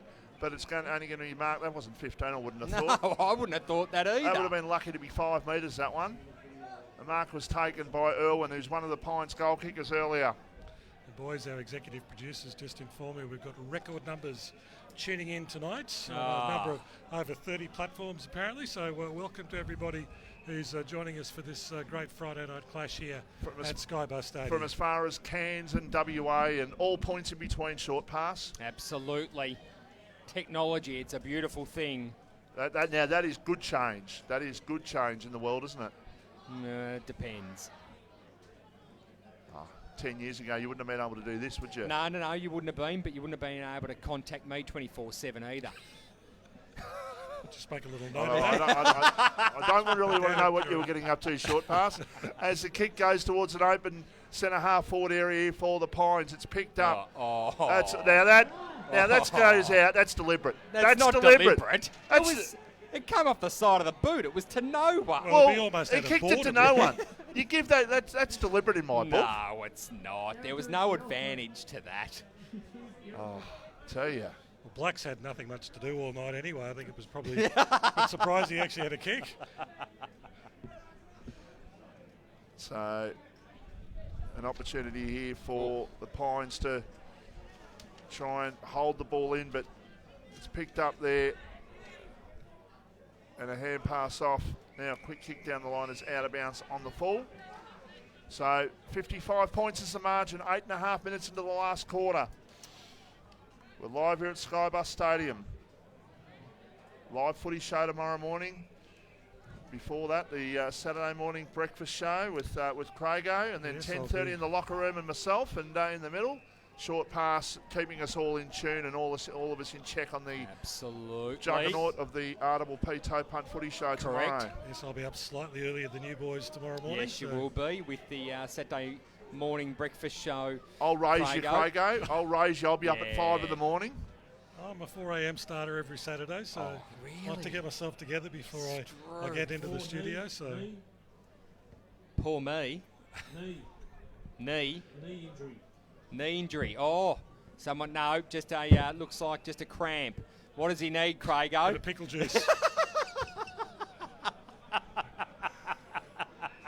Get some dill oil into you. Yep. Shot at dollars been missed. So 12:15.87 pays 5:131. TC's time capsule tomorrow, Crago. Yes, in excess the swing. 37 years since that album was released. Fantastic. Now, for those that don't know about TC and his capsule, tell us a little bit about that. Every week we go back to a classic album, just to remind us how good some of those great records were that you just don't hear much on the radio anymore. Yeah. Classic example was Supertramp a few weeks ago. You know, some of those songs we all know, but just don't hear them that often. No, so, exactly. And TC, is he still over in the States? No, he's been back in Australia. Oh, he's back. Yeah, came back just probably about November last year. Okay. And obviously we're very lucky to have him travelling the world as he does in his other jobs, but he's hoping to head back over probably mid-year if he can, because we miss having him at all the big events like the Academy Awards and the Grammy Awards and some of the big events he gets to go to. So now, for our listeners and those that are viewing on different platforms, if I'm being dead set serious here, if you think about it, in fact, set a timer. Tune in at 8:15 to RPP FM 98.7 and 98.3. There's an opportunity. The Pines will get a goal here. Bazine will run onto it. He's picked it up. He has the toe poke kick. He got it off the absolute end of the foot. Should have been a goal. It wasn't. Story of the night. 5-2-32 plays 12:15.87. We played 11 minutes in the last quarter. Ray White of Frankston scoreboard. Yes, short pass. Take a breath. Tune in to TC's time capsule because it is unbelievable. They pull apart these albums, and it's actually bloody riveting to listen to. So tune in. A ratings winner heading into the footy show tomorrow Well, it's morning. generally when I'm cruising along the Mornington Peninsula Freeway, generally coming past Safety Beach. Jacobson in towards attacking 50, and in fact he went a goal, but he was always off target there and out of bounds in the full. They've just been a bit off all night, the Pines, haven't they? Yeah, just, look, just the passes astray and yeah. As I said, Craig, it's not Pythons-esque. It doesn't look like them. They're a very well-oiled machine, and they just look a little bit confused tonight. What do we make of the Stone Cats then, boys, tonight? Well, I like them. They look good. They've looked very good tonight. They're back. They've out-bodied. They've out-muscled the Pines, which is a very, very mean feat. A bit like Langwarrin last week on Good Friday, where their ball movement's very quick out of defence and kicks are finding their marks. Yep. And when they get a chance to score, they just look they look really, really organised. YCW here, the Stone Cats. There's clear direction. Lockie Marshall with the kick towards centre half forward.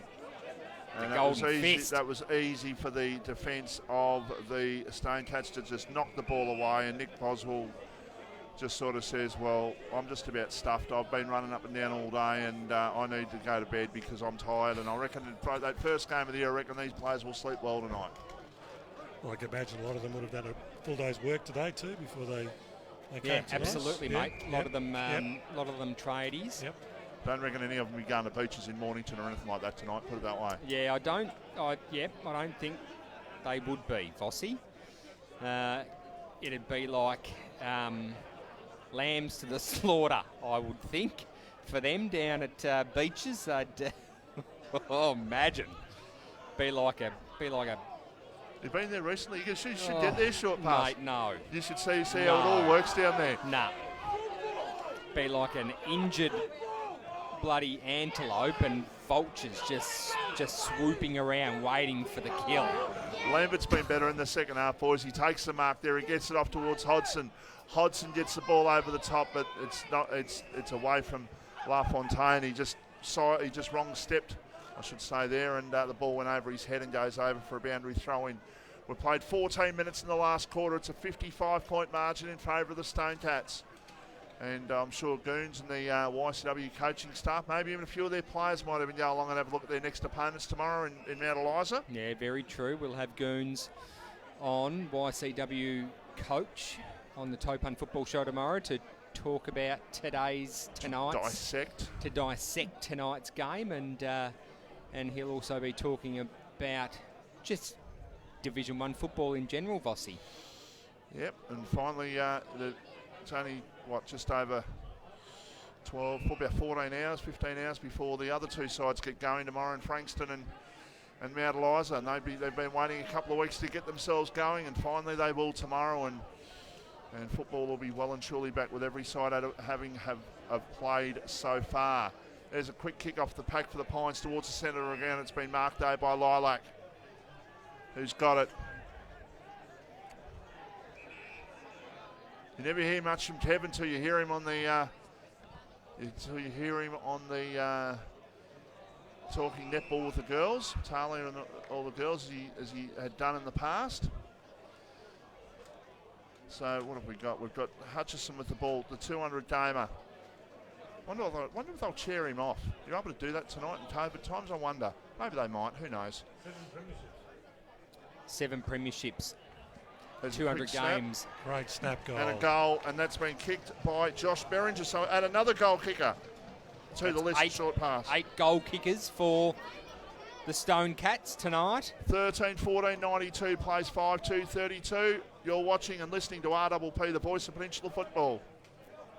TV antenna or reception issues? Need to wall mount your TV or want extra TV or data points? Then call TV Magic, Frankston and the Peninsula. Call Clint for a free quote on 0484 395 555. TV Magic. We make all your TV problems disappear. A station sponsor. Mike. Live at Frankston as Vossi is quite excited about the fact that Port are 10 points in front of Richmond at three-quarter time. Even more excited to 11, but that's all right. Port should win from there. I don't know what the conditions are like over there. They should win from there. The crowd should bring them home from there, I would have thought. Yeah, they certainly put on a good show, the Port Adelaide. I've been to a couple of showdowns over there, and they were a fantastic club and put on a great night. And maybe we should take on board what Port Adelaide are doing. Maybe have a song before we start and broadcast every week. What do you reckon? Get ourselves a pumped up version of a song. What do you reckon, Short Pass? I reckon, mate, I'm all for that. There's a kick to centre half forward. Use of the body there for the Pines. It's been picked up by Cox. He goes on the left foot. It bounces. It needed to take a big Nathan Lyon off spin action there. And he done a good go at it, but just missed. It was a good effort though. 5-3-33 plays 13-15-93. Ray White Frankston scoreboard. Short pass out of defence, and they get it towards defensive 50, and the mark has been taken. Of course, Port Adelaide song was it? You'll never tear us apart. Never tear us apart by any excess, yeah. Absolutely. It's amazing when you're there when they actually sing it when they come out. It's a brilliant night. It is just spine-tingling. Yeah. I think Collingwood tried to do not an excess song, but Collingwood tried to do something, and always the original's the best, and unfortunately, I don't think the other clubs have sort of cut mustard and sort of got up with the times there. Port Adelaide are kicking butt on that front. It's a great song. Well, it's the You'll Never Walk Alone of AFL, the Liverpool song. Greatest sporting anthem ever in the world. That You'll Never Walk Alone. Yep. By the Liverpool Football Club. And I reckon there you go. I'll put it out to the listeners. You can comment on social media. Come up with a better one, because I don't reckon there is one. And I'm not a Liverpool supporter, by the way. I'm a Manchester United supporter. There's a quick kick towards the centre of the ground, but it's going to be cut off here for the Pines. And a short pass towards Lockie Marshall. That's the story of their night tonight. They're just stopping and starting, and they're just trying to look for options rather than just sort of get the kick going forward. It's been marked by Hughes. He had Cox in the pocket. He decides to go to centre half forward. There's two YCW players. There are almost three. In fact, BJ was there as well. They absolutely said, you can have a possession now. There's a kick out towards Deese on half-back. He's got it. So Kaya Deese it is. He goes in short. Looking there for Berringer. Gets a hand pass off. Towards Lockie Wallace, who goes in short. And that'll be marked there by Riley Hodson, who's got it. Kick towards the centre of the ground. Loose man created. Quinlan can drop the mark, and they can still go back and just absolutely raffle it. Two YCW players, only one Pines player who just made it to the contest. Yeah, absolutely. Lewis there just really slow to get on the mark. Didn't even chase. High kick towards full forward. Off the hands of the pack. I think that was Thomas down there who got the ball out towards between fullback and halfback, and the mark's been paid. Oh wow. Okay. Just received a message that Port Adelaide have got numerous injuries out of tonight's game. Good mark taken. Not sure whether that's right or not. True centre wing position. Cheerio to Kyle. Cheerio to Glenn Hampson too, who's enjoying the broadcast. Thanks, Glenn, for that. Listening from all far points of the world. We've got listeners tonight. It's fantastic, and football's well and truly back, and we love it. Lockie Marshall with the ball. Goes towards the centre of the ground. It's off the pack. Now quick kick forward by Cox towards full forward. Can Ludwig get back and put some pressure on? That was good in the end. He turned him around in the tackle. In fact, is he given that as a sling? Yeah, he has. Look, it was. They've done it all night. I don't get why they're doing it or why they think they have to do that, Michael. He's got to try and tackle the man. Like, it's not as if I know, but you don't have to swing him around and nearly fly him into the bloody goal fence. Settle down, short pass. Oh, well, mate, you can't sling tackle from under nines. Get it in your head. Yeah, but a sling tackle in my book is where you really have a go and you aim to hurt someone. That wasn't aimed to hurt someone. That was aimed to stop him and trying to get the goal, trying to work through a way to get a goal. That's what that was to me. A sling tackle. Story of the night. Off target goes the ball. 5-4-34, plays 13-15-93. Big shout out to the super coach. That is the master, one of the masters, and one of the many fans of what we do at RPP. Nick Jewell, his boys Rosebud, getting the job done down at the Shark Park. Have we got Julie on tomorrow? I don't think so. We're going to have to get him on soon because that was a fantastic victory that you saw last week. I did. I was there for the last half, and geez, they put on a show. The boys at Rosebud, I can assure you of that. There was nothing Sorrento could do whatsoever. They were winning across all points of the ground. The Rosebud younger boys have put on a few kilos and a couple of extra years older, and all of a sudden they become bigger and stronger and faster, probably. And Jonas Sivenson just, he kicked a sausage at one time, Vossi, and he looked up to the deck and he pointed to all the old boys up on the deck, and he was like, "What was that?" Like he's, putting his hand up to his ear, going, "I can't hear you," giving it right to him. Ludwig put the hand up there. He thought he kicked the goal, but it hit the post. 5-5-35 to 13-15-93. Just on that result, Red Hill beating Dramana, how has it happened before where the Division 2 premiers have come up and beaten the Division 1 premiers in the first game of the new season? I don't think so. I can't remember it happening. It probably has, but I can't remember it happening. And if anyone would remember, it'd be you, Michael. Yes, well, because that would have to be a pretty good result for Red Hill, even without not playing last season. Yeah, absolutely. No, you're right, and that's probably something we'll discuss in the morning, I reckon, Craigo, because that's a huge thing for obviously Red Hill and a great confidence booster for round one. There's a kick at goal, is off target by Bazine, through for a point. So 5-6-36, plays 13-15-93. We're 23 minutes into the last quarter. We're live here thanks to TV Magic. I asked before, short pass, a crowd estimate for tonight would be plus 2,000? Yeah, just. Yep. Yeah. Yeah, I reckon just 2,000. Plenty of people on the grandstand and our side of the ground. Well, look, I was talking to, as the ball is retrieved from Centrelink Frankston, we talking to Andrew Schneider, of course, the YCW president, and he was saying earlier the influx of members for ticketed events like this, because they do get tickets. Yep. So he said it's been as hard as COVID's been for everyone, so on and so forth. It's actually seen, and Jeff was saying in the pre-game show, thanks to Bendigo Bank, he was saying something similar as well, saying that he was organising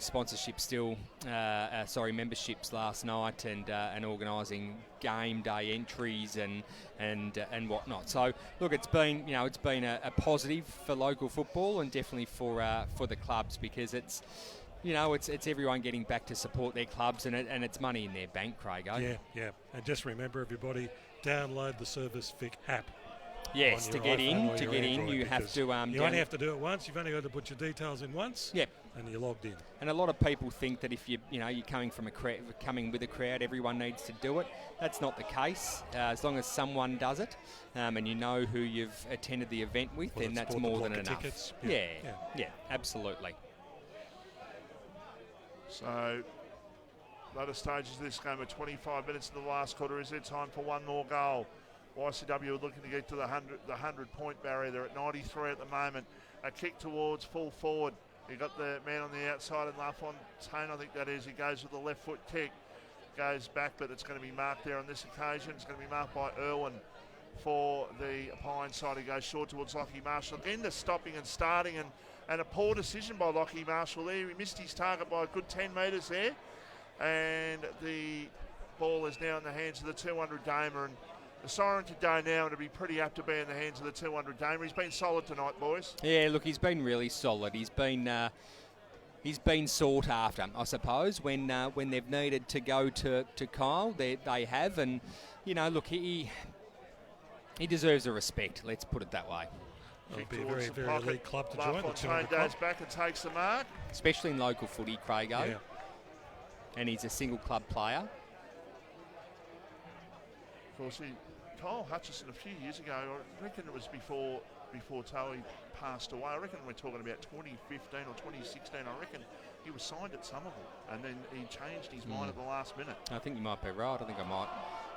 LaFontaine misses to the right. Misses everything. Misses absolutely everything plus some, Craigo. I was going to say that if LaFontaine could have kicked that goal, which would have been his fourth, maybe he was putting his hand up as a bit of a smoky for the greatest meat tray known to mankind. I don't think 4 deserves a meat tray. No, but I'm just saying he'd be sort of going, well, why not me? Look at me. Markle. Won't be an easy decision to No, I was just realise thinking the same, man of match, Craigo. no. I haven't been in that space yet, but I suppose we better start thinking about it. If you've been watching at home and you've been listening, perhaps on the wireless, and you've got your 2 cents worth, flick us a message on the Book of Face. There's the siren. It's a big win to start the season for the Stonecats in 2021. They're well and truly back with a bang. They've won 13-15-93. They've beaten Pines 5-6-36.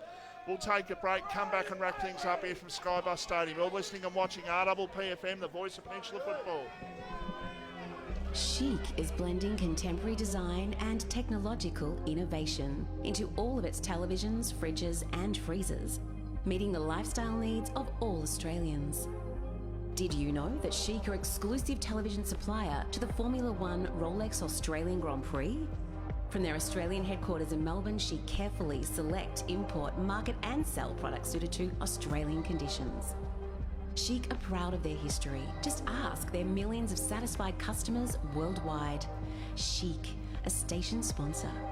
More and more people with a taste for quality are shopping at Eliza Meats. Kevin and his lean team pride themselves on the finest cuts, from juicy steaks and roasts to high-grade mince and sausages. And Eliza Meats are the gourmet specialists. Inquire about Eliza Meats Spit Hire. Phone 9787 4473 for a mouth-watering meal fit for a king. It's all at Eliza Meats. See our sponsor Kevin at Eliza Meats, 112B Mount Eliza Way, a station sponsor.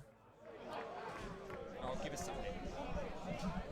And welcome back to Skybus Stadium, Frankston, where we've just seen YCW take out the game in round one.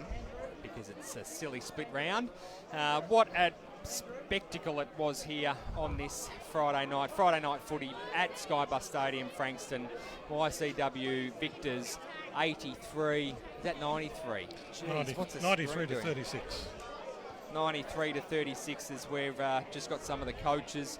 We had Snides and Andrew Snyder and, of course, Jeff Svigos just addressing the crowd after the game, saying what a fantastic night it was, and thanking the supporters for coming down, of course. And look, we got Goons on, Paul Goonan, of course, coming on the show, on the Topun Football Show tomorrow, Vossi, to dissect this game. And look, he'd be pretty happy, wouldn't he?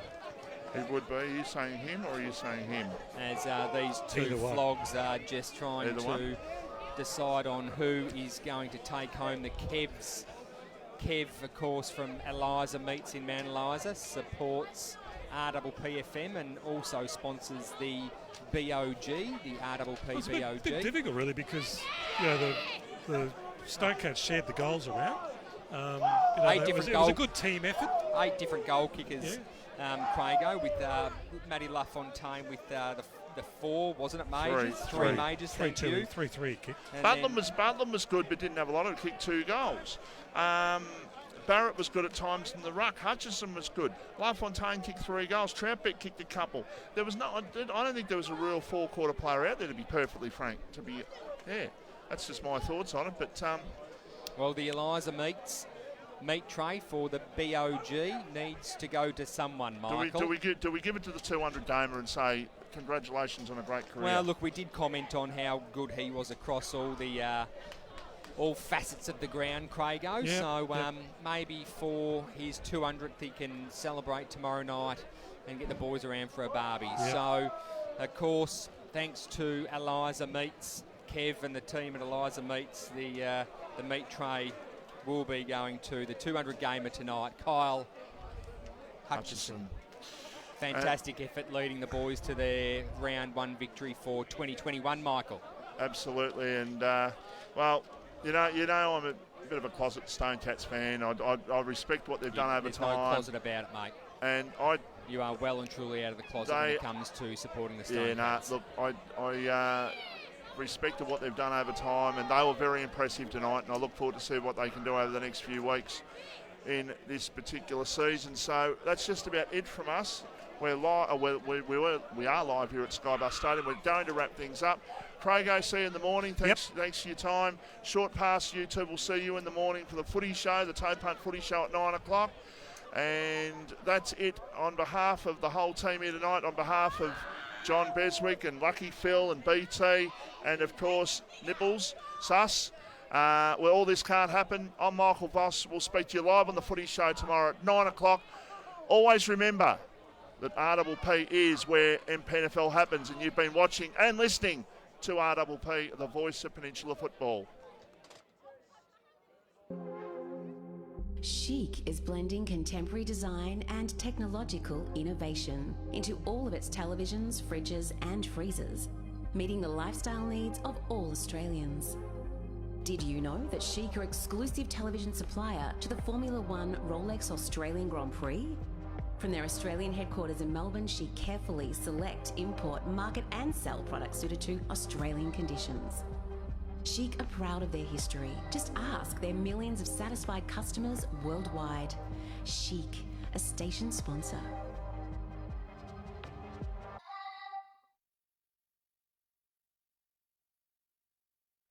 Do you have TV antenna or reception issues? Need to wall mount your TV or want extra TV or data points? Then talk to TV Magic, Frankston and the Peninsula. TV Magic are your local TV and antenna specialists. We look after everything: TV, home theatre, satellite, plus all electrical work. Visit us at tvmagic.com.au or contact Clint for a free quote on 0484 395 555.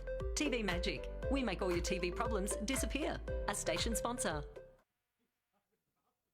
More and more people with a taste for quality are shopping at Eliza Meats. Kevin and his lean team pride themselves on the finest cuts, from juicy steaks and roasts to high-grade mince and sausages. And Eliza Meats are the gourmet specialists. Inquire about Eliza Meats Spit Hire. Phone 9787 4473 for a mouth-watering meal fit for a king. It's all at Eliza Meats. See our sponsor Kevin at Eliza Meats, 112B Mount Eliza Way, a station sponsor.